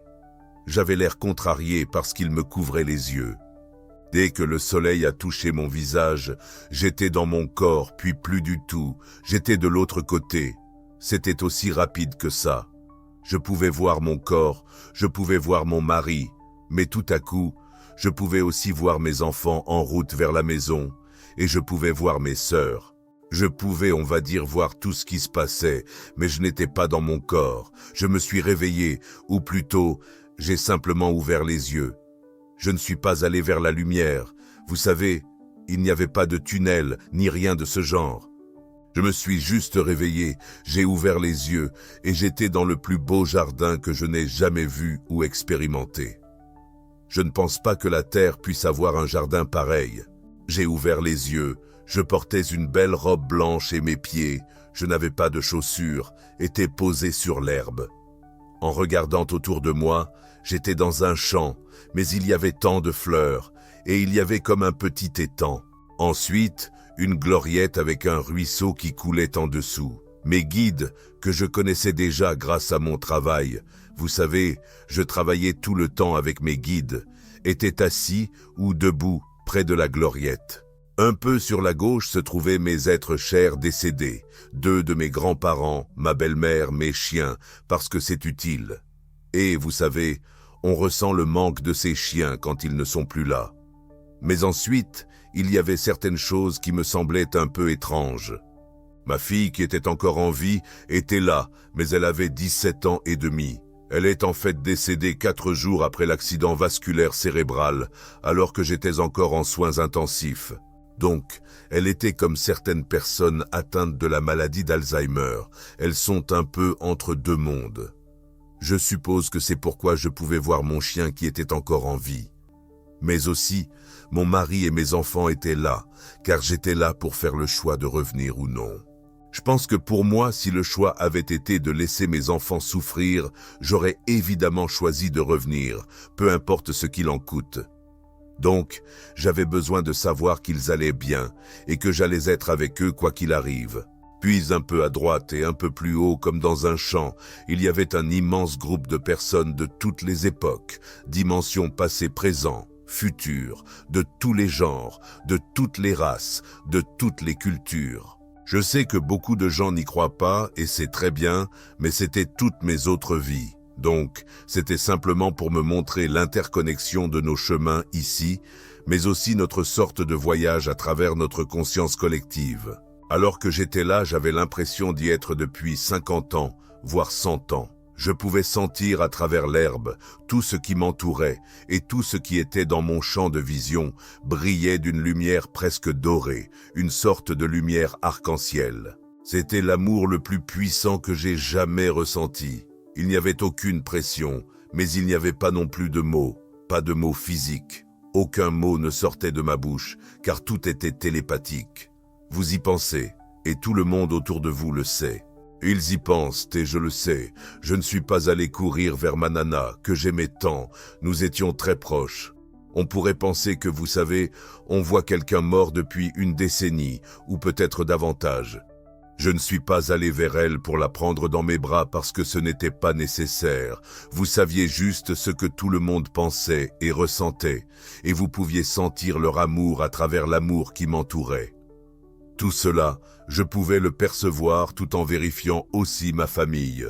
Il est très vrai que lorsque quelqu'un est en train de mourir, surtout quelqu'un comme moi, évidemment pas si vieille, j'avais 40 ans quand cela est arrivé, il y a beaucoup de marchandage. Si tu la sauves, je promets que je ferai ceci. Si tu la laisses vivre jusqu'à ce que je puisse la revoir, je ferai. Presque tous étaient en train de marchander, paniqués. Ma sœur, pauvre chérie, je parle d'elle, et c'est sans doute un peu embarrassant, mais chaque fois qu'elle est stressée ou que quelqu'un est blessé ou malade, elle souffre de terribles douleurs abdominales. Elle a dû faire le trajet de l'hôpital à sa maison, ce qui prend environ 10 à 15 minutes en voiture. Non seulement elle paniquait et négociait, mais elle avait vraiment besoin d'aller aux toilettes. Elle ne voulait s'arrêter nulle part, car elle voulait préparer ses affaires. Et puis c'était Noël, et le lendemain c'était le réveillon. Ma sœur a de jeunes enfants, et tout le monde était paniqué, tout le monde négociait. Tout le monde était triste, mais aussi choqué, donc il n'y avait pas beaucoup de pleurs, parce qu'ils étaient sous le choc. Je pouvais aussi voir mon mari et moi, parce qu'à ce moment-là, j'étais tombé dans l'inconscience. Il était paniqué. Il n'aime pas les hélicoptères, donc ça le rendait nerveux. La météo n'était pas terrible, ce qui l'inquiétait aussi. Contrairement à moi, il ne connaît rien à la médecine, et dans sa tête, tout allait bien se passer. Il ne voulait pas écouter le médecin. Bref, beaucoup de choses se passaient en même temps, mais pour moi, c'était très paisible. Je ne ressentais presque rien.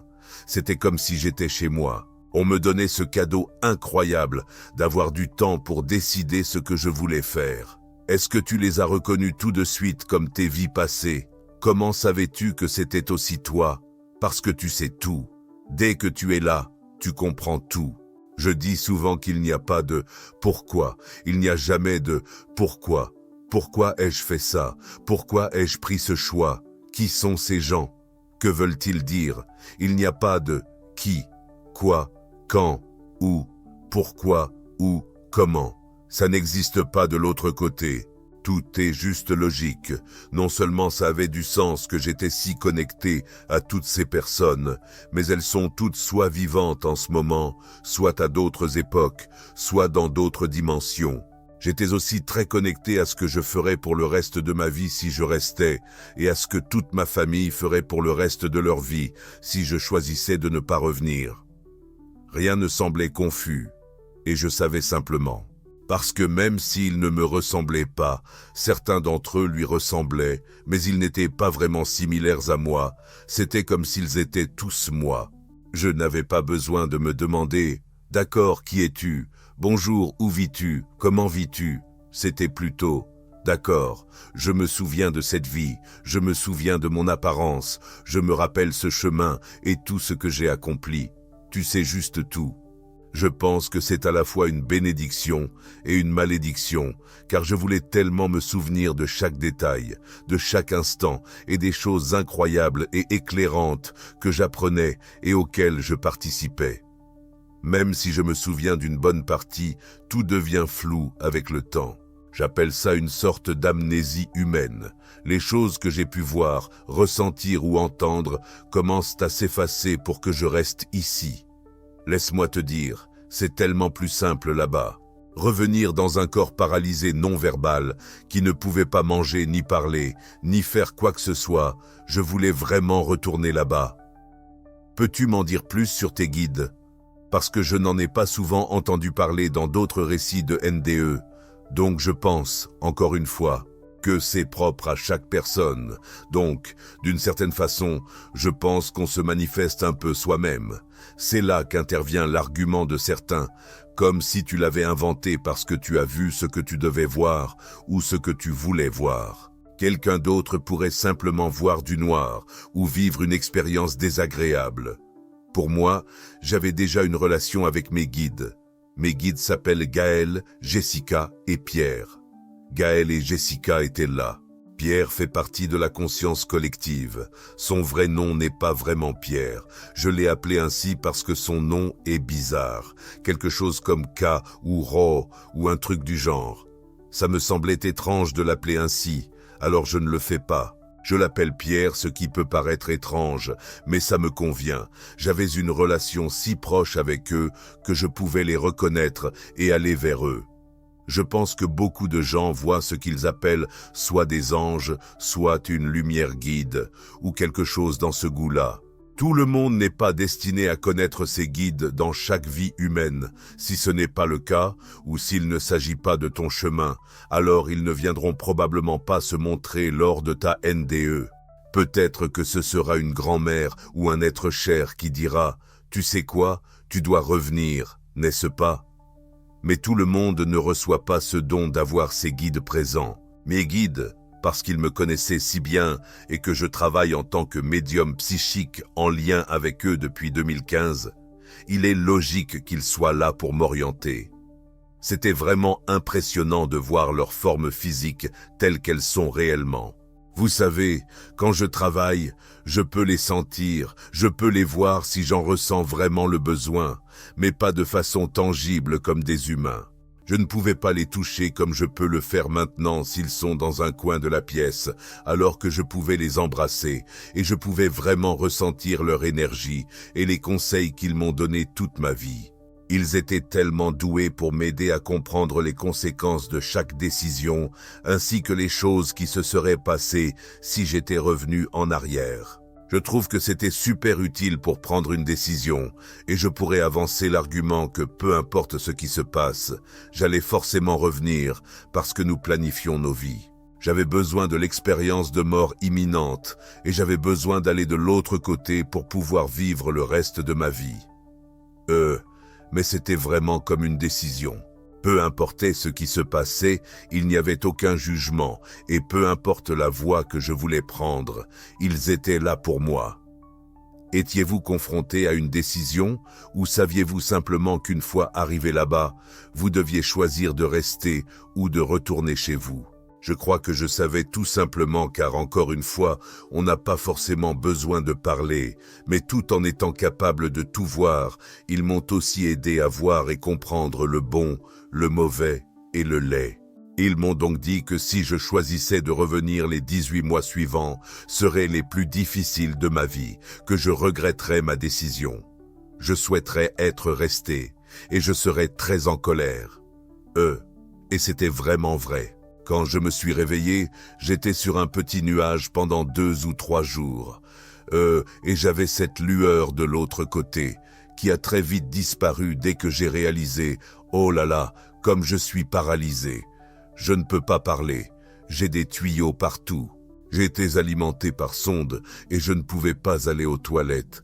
J'avais tellement de lésions cérébrales et toutes ces choses qu'ils disaient que je ferais, je me disais « Ouais, c'est n'importe quoi ».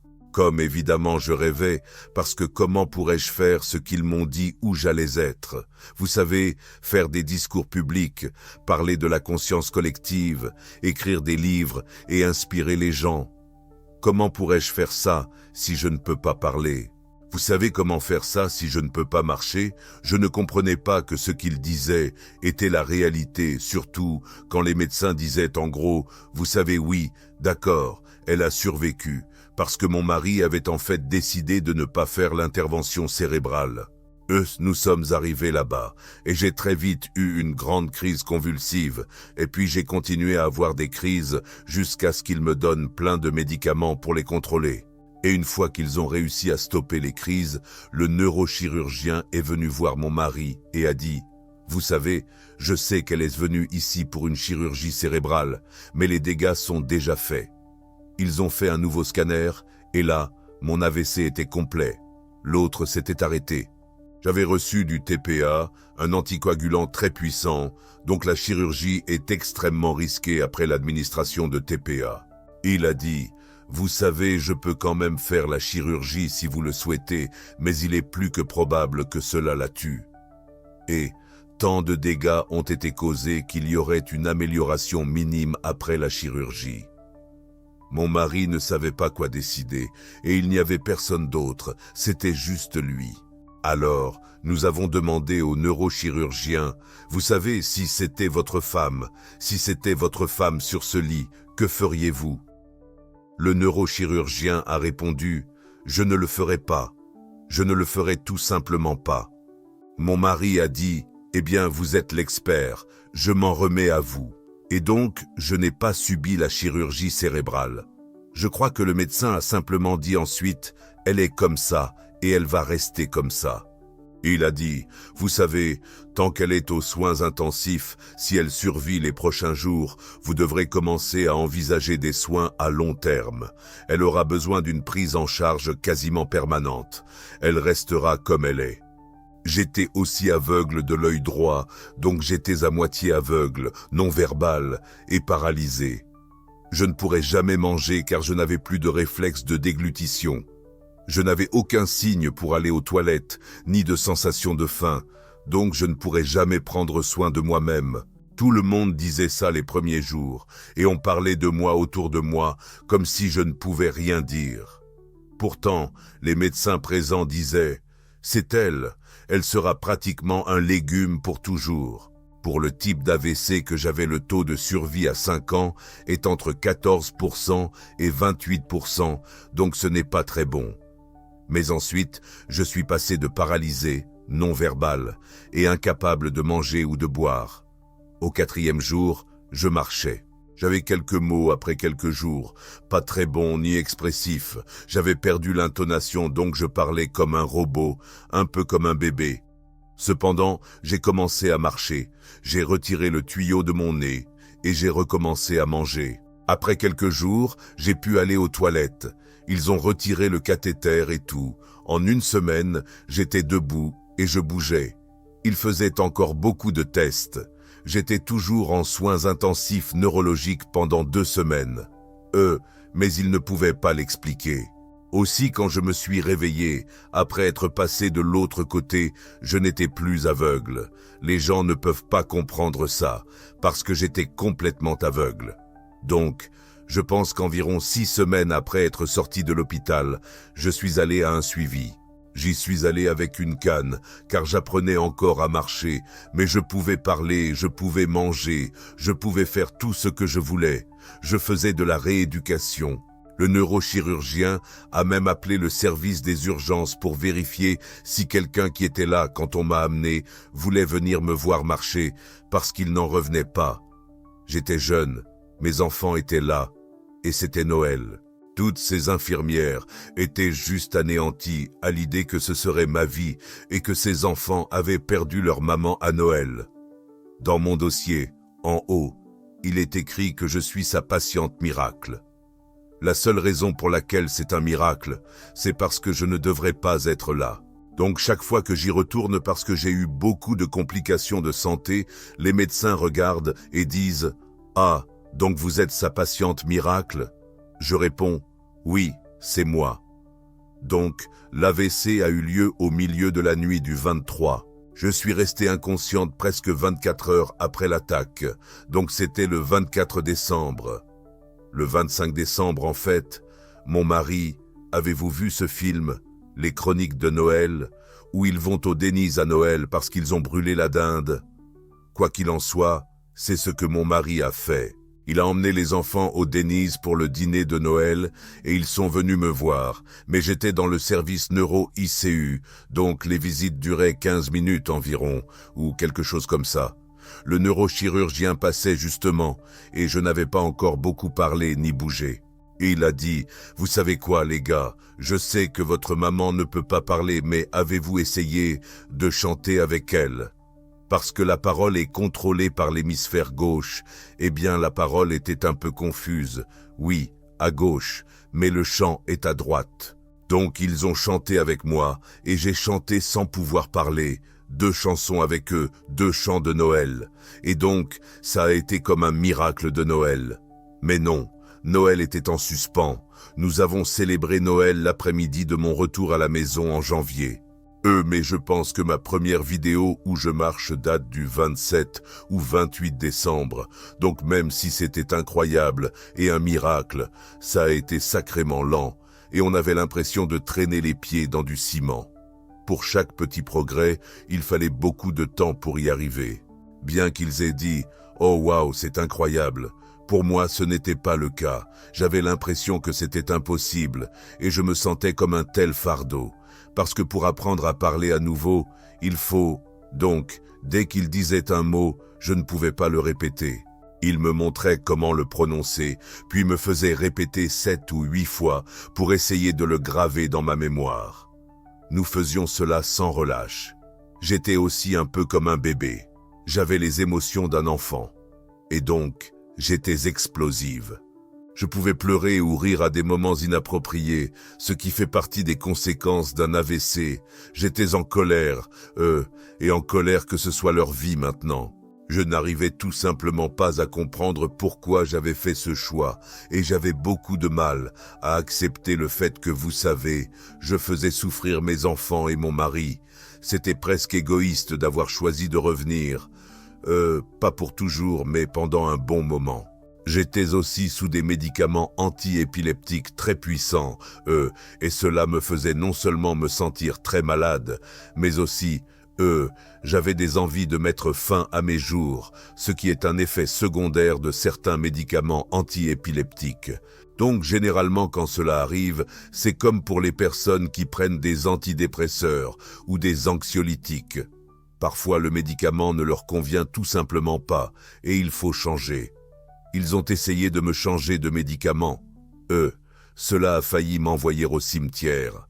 Donc j'ai dû rester sous ce médicament pendant 6 mois pour protéger mon cerveau. Et donc je luttais, essayant de récupérer, faisant de la rééducation, luttant avec mon processus et essayant de ne pas céder aux effets secondaires de ce médicament, ce qui est super difficile. J'étais très ouverte et honnête, je parlais à ma famille, j'ai eu des séances de suivi psychologique et tout ça. Ils savaient tous que ce n'était pas vraiment moi. Je ne le voulais pas, mais c'était le médicament, et je ne pouvais rien y faire. Je dis toujours que c'était comme une mauvaise chanson de country, parce que c'est comme si j'avais eu l'AVC. En plus, j'ai attrapé le Covid. Toute ma famille a eu le Covid. Le Covid m'a presque tué. Ensuite, j'ai eu une pneumonie causée par le Covid. Un de mes chiens est mort pendant que j'étais à l'hôpital. Puis mon 2e chien est mort en mars et c'était tellement dévastateur. C'était juste une épreuve après l'autre. À chaque fois, c'était comme « D'accord, je me sens un peu mieux », puis quelque chose d'autre survenait. Vous savez, quelqu'un avait un accident, ou quelqu'un tombait malade, ou j'étais malade, ou j'avais un AIT. C'était sans fin. Mes guides avaient tout à fait raison de dire que les 18 mois suivants seraient un enfer. Les 6 premiers mois ont été les plus difficiles. Ils m'ont aussi retiré mon permis parce que j'ai eu une crise.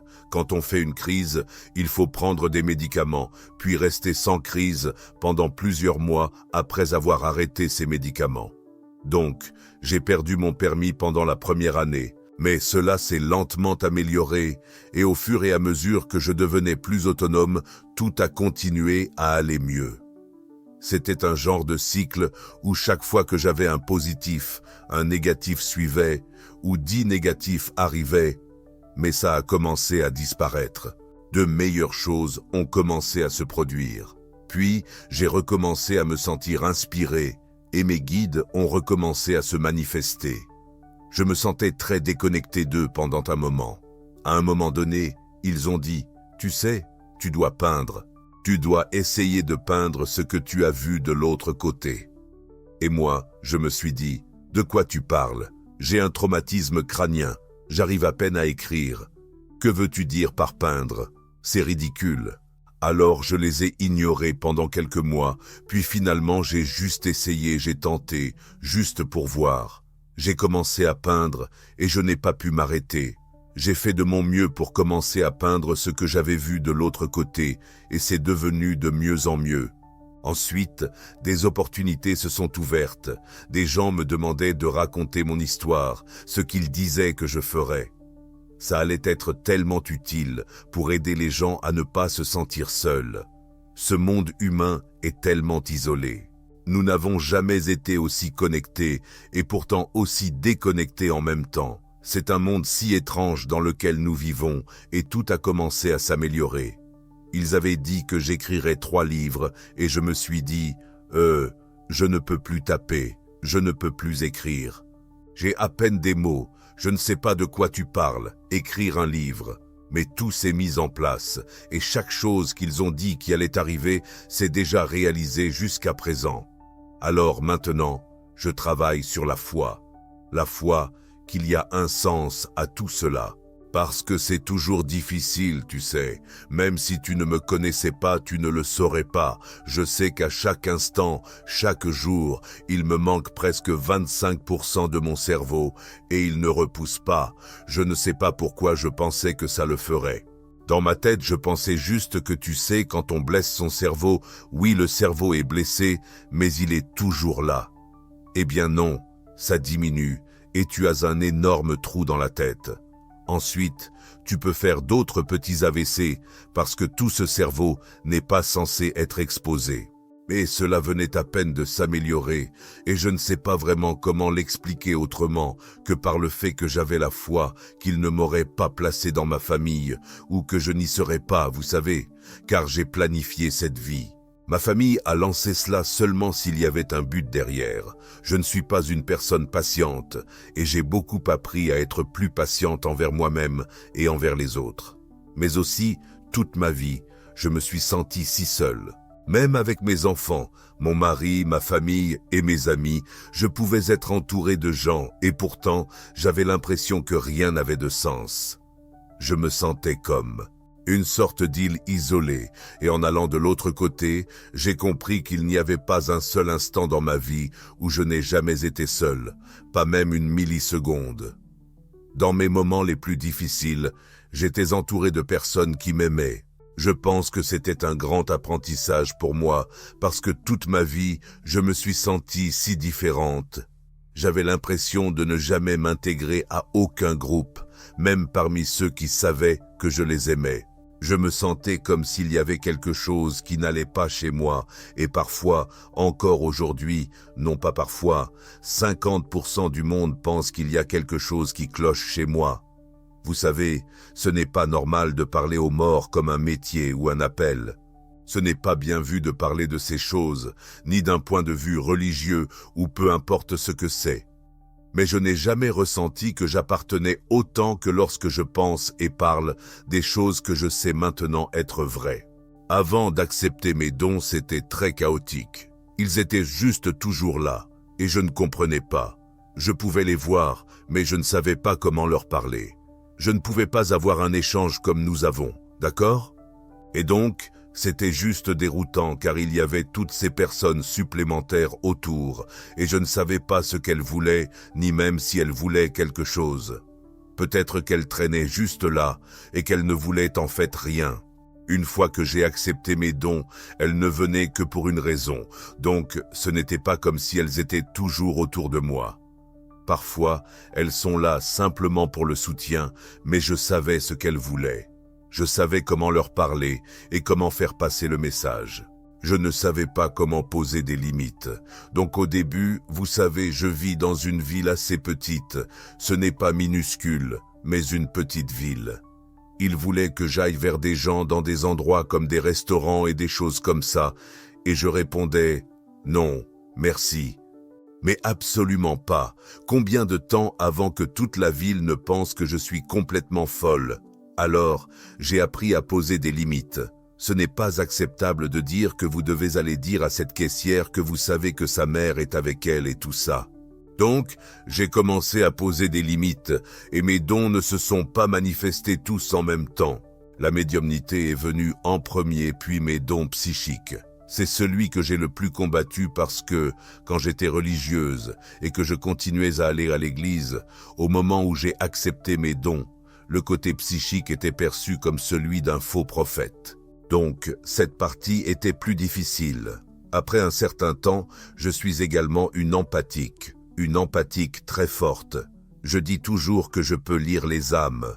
Je n'écoute pas forcément ce qui sort de la bouche des gens, car je sais comment ils se sentent derrière ces mots. Ce n'est pas facile pour les relations parce que parfois, personne ne veut que vous soyez dans sa tête, et ils ne veulent pas que vous vous connectiez à leur âme.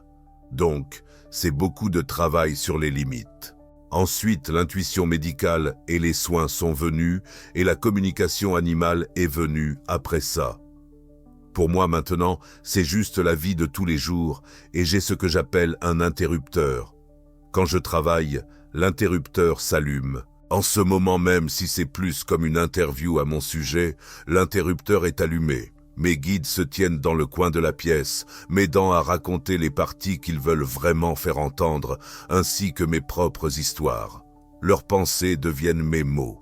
Quand je travaille réellement, je mets un peu mon moi humain de côté parce que je pense que je serais vraiment fatigué si je ne le faisais pas. Leurs pensées, comme de l'autre côté, sont télépathiques et leurs pensées deviennent mes mots. Avant l'expérience de mort imminente, EMI, je devais un peu écouter puis répéter, ce qui est acceptable, mais je pense que beaucoup de choses peuvent se perdre dans la traduction. Peut-être que je ne l'interpréterai pas correctement ou que je mettrai l'accent sur quelque chose de différent de ce qu'ils avaient l'intention. Après le une fois que j'ai vécu l'expérience de la télépathie complète, c'est tellement plus facile, ce qui est fou car il me manque une grande partie de mon cerveau. Je ne sais pas comment c'est devenu si facile, mais littéralement, ils pensent cela, et leurs pensées sortent de ma bouche. Donc, je n'ai pas besoin d'interpréter. Je n'ai pas besoin d'écouter et de répéter. Je n'ai pas besoin de clarifier. De temps en temps, je discute s'ils essaient de dire quelque chose que je me demande vraiment. Vous pensez que cela va être utile? Ou cela me met mal à l'aise? Je ne pense pas que je veuille dire ça à cette personne. Eh bien, c'est tellement plus facile maintenant, et je peux le faire d'une manière beaucoup plus connectée, si ça a du sens. Je veux que tout le monde sache qu'on n'est jamais au grand jamais seul. J'ai des guides, et c'est merveilleux, je peux voir les miens, mais vous en avez aussi. Tous ceux qui écoutent, peu importe votre religion ou vos croyances. Vous pouvez être athée, catholique ou juif, cela n'a pas d'importance. Chaque être humain sur cette planète a des guides, une énergie supérieure, peu importe comment vous voulez l'appeler. Source, Dieu, ça n'a aucune importance. Il y a quelqu'un qui marche avec vous à chaque instant de votre vie. Les gens ne sont pas obligés de croire que j'ai vécu une EMI, que je suis allé de l'autre côté, que j'ai pu faire un choix et tout ça. Et c'est très bien. Vous savez quoi? Je sais qu'il y a des gens qui pensent vraiment que nos cerveaux peuvent faire ça, n'est-ce pas? Pouvoir avoir ce genre de rêve fou et tout ça, mais toutes les choses qui se sont produites ensuite, toutes celles qu'ils avaient dit qu'il arriverait, se sont toutes réalisées. Je pense que c'est juste la preuve qu'ils sont avec moi, qu'ils n'ont pas menti et que je ne les invente pas, mais simplement que nous ne sommes pas seuls et qu'il y a un sens à tout. Notre conscience collective dans son ensemble grandit et nous allons voir de plus en plus de personnes comme moi naître. Vous savez, dans les années 80, quand je suis né, c'était fou d'être médium psychique. On appelait juste le numéro 1900, le 1900 dial psychique, et on payait environ $2 la minute pour avoir ce qu'on voulait. Ce n'était pas courant, pas normal, pas commun. Mais à mesure que la conscience collective évolue vers une connexion plus forte, davantage d'enfants vont naître comme moi, se sentant comme s'ils n'avaient pas leur place, se sentant complètement seuls, même étant très jeunes. Et s'il y a quelqu'un qui peut leur dire « Hé, vous savez quoi ? Il y a une raison pour laquelle vous vous sentez seul. Il y a une raison pour laquelle vous vous sentez si différent. Et c'est parce que vous êtes cette merveilleuse petite âme qui a beaucoup vécu. Vous savez, vous finirez par comprendre. Vous aurez l'impression que tout cela a du sens à un moment donné. Ça m'aurait été tellement utile quand j'étais jeune que quelqu'un me dise juste « Il n'y a rien de mal avec vous. Vous n'êtes pas cette horrible personne qui fait arriver que du mal. » Ce n'est en fait pas vous qui provoquez ça. Ça aurait été tellement bénéfique pour moi. Pouvez-vous me parler de votre livre? Oui, il s'appelle « À la mesure de l'éternité » et j'ai commencé à l'écrire il y a un moment. Il est sorti il y a 1 an. Quelqu'un m'a aidé. J'ai parlé et ils ont tapé. C'est aussi écrit maintenant quand je regarde en arrière. Je changerais tant de choses juste parce que je n'avais pas beaucoup de mots. J'apprenais encore à parler. C'est un livre très simple, écrit simplement, mais qui aborde tout.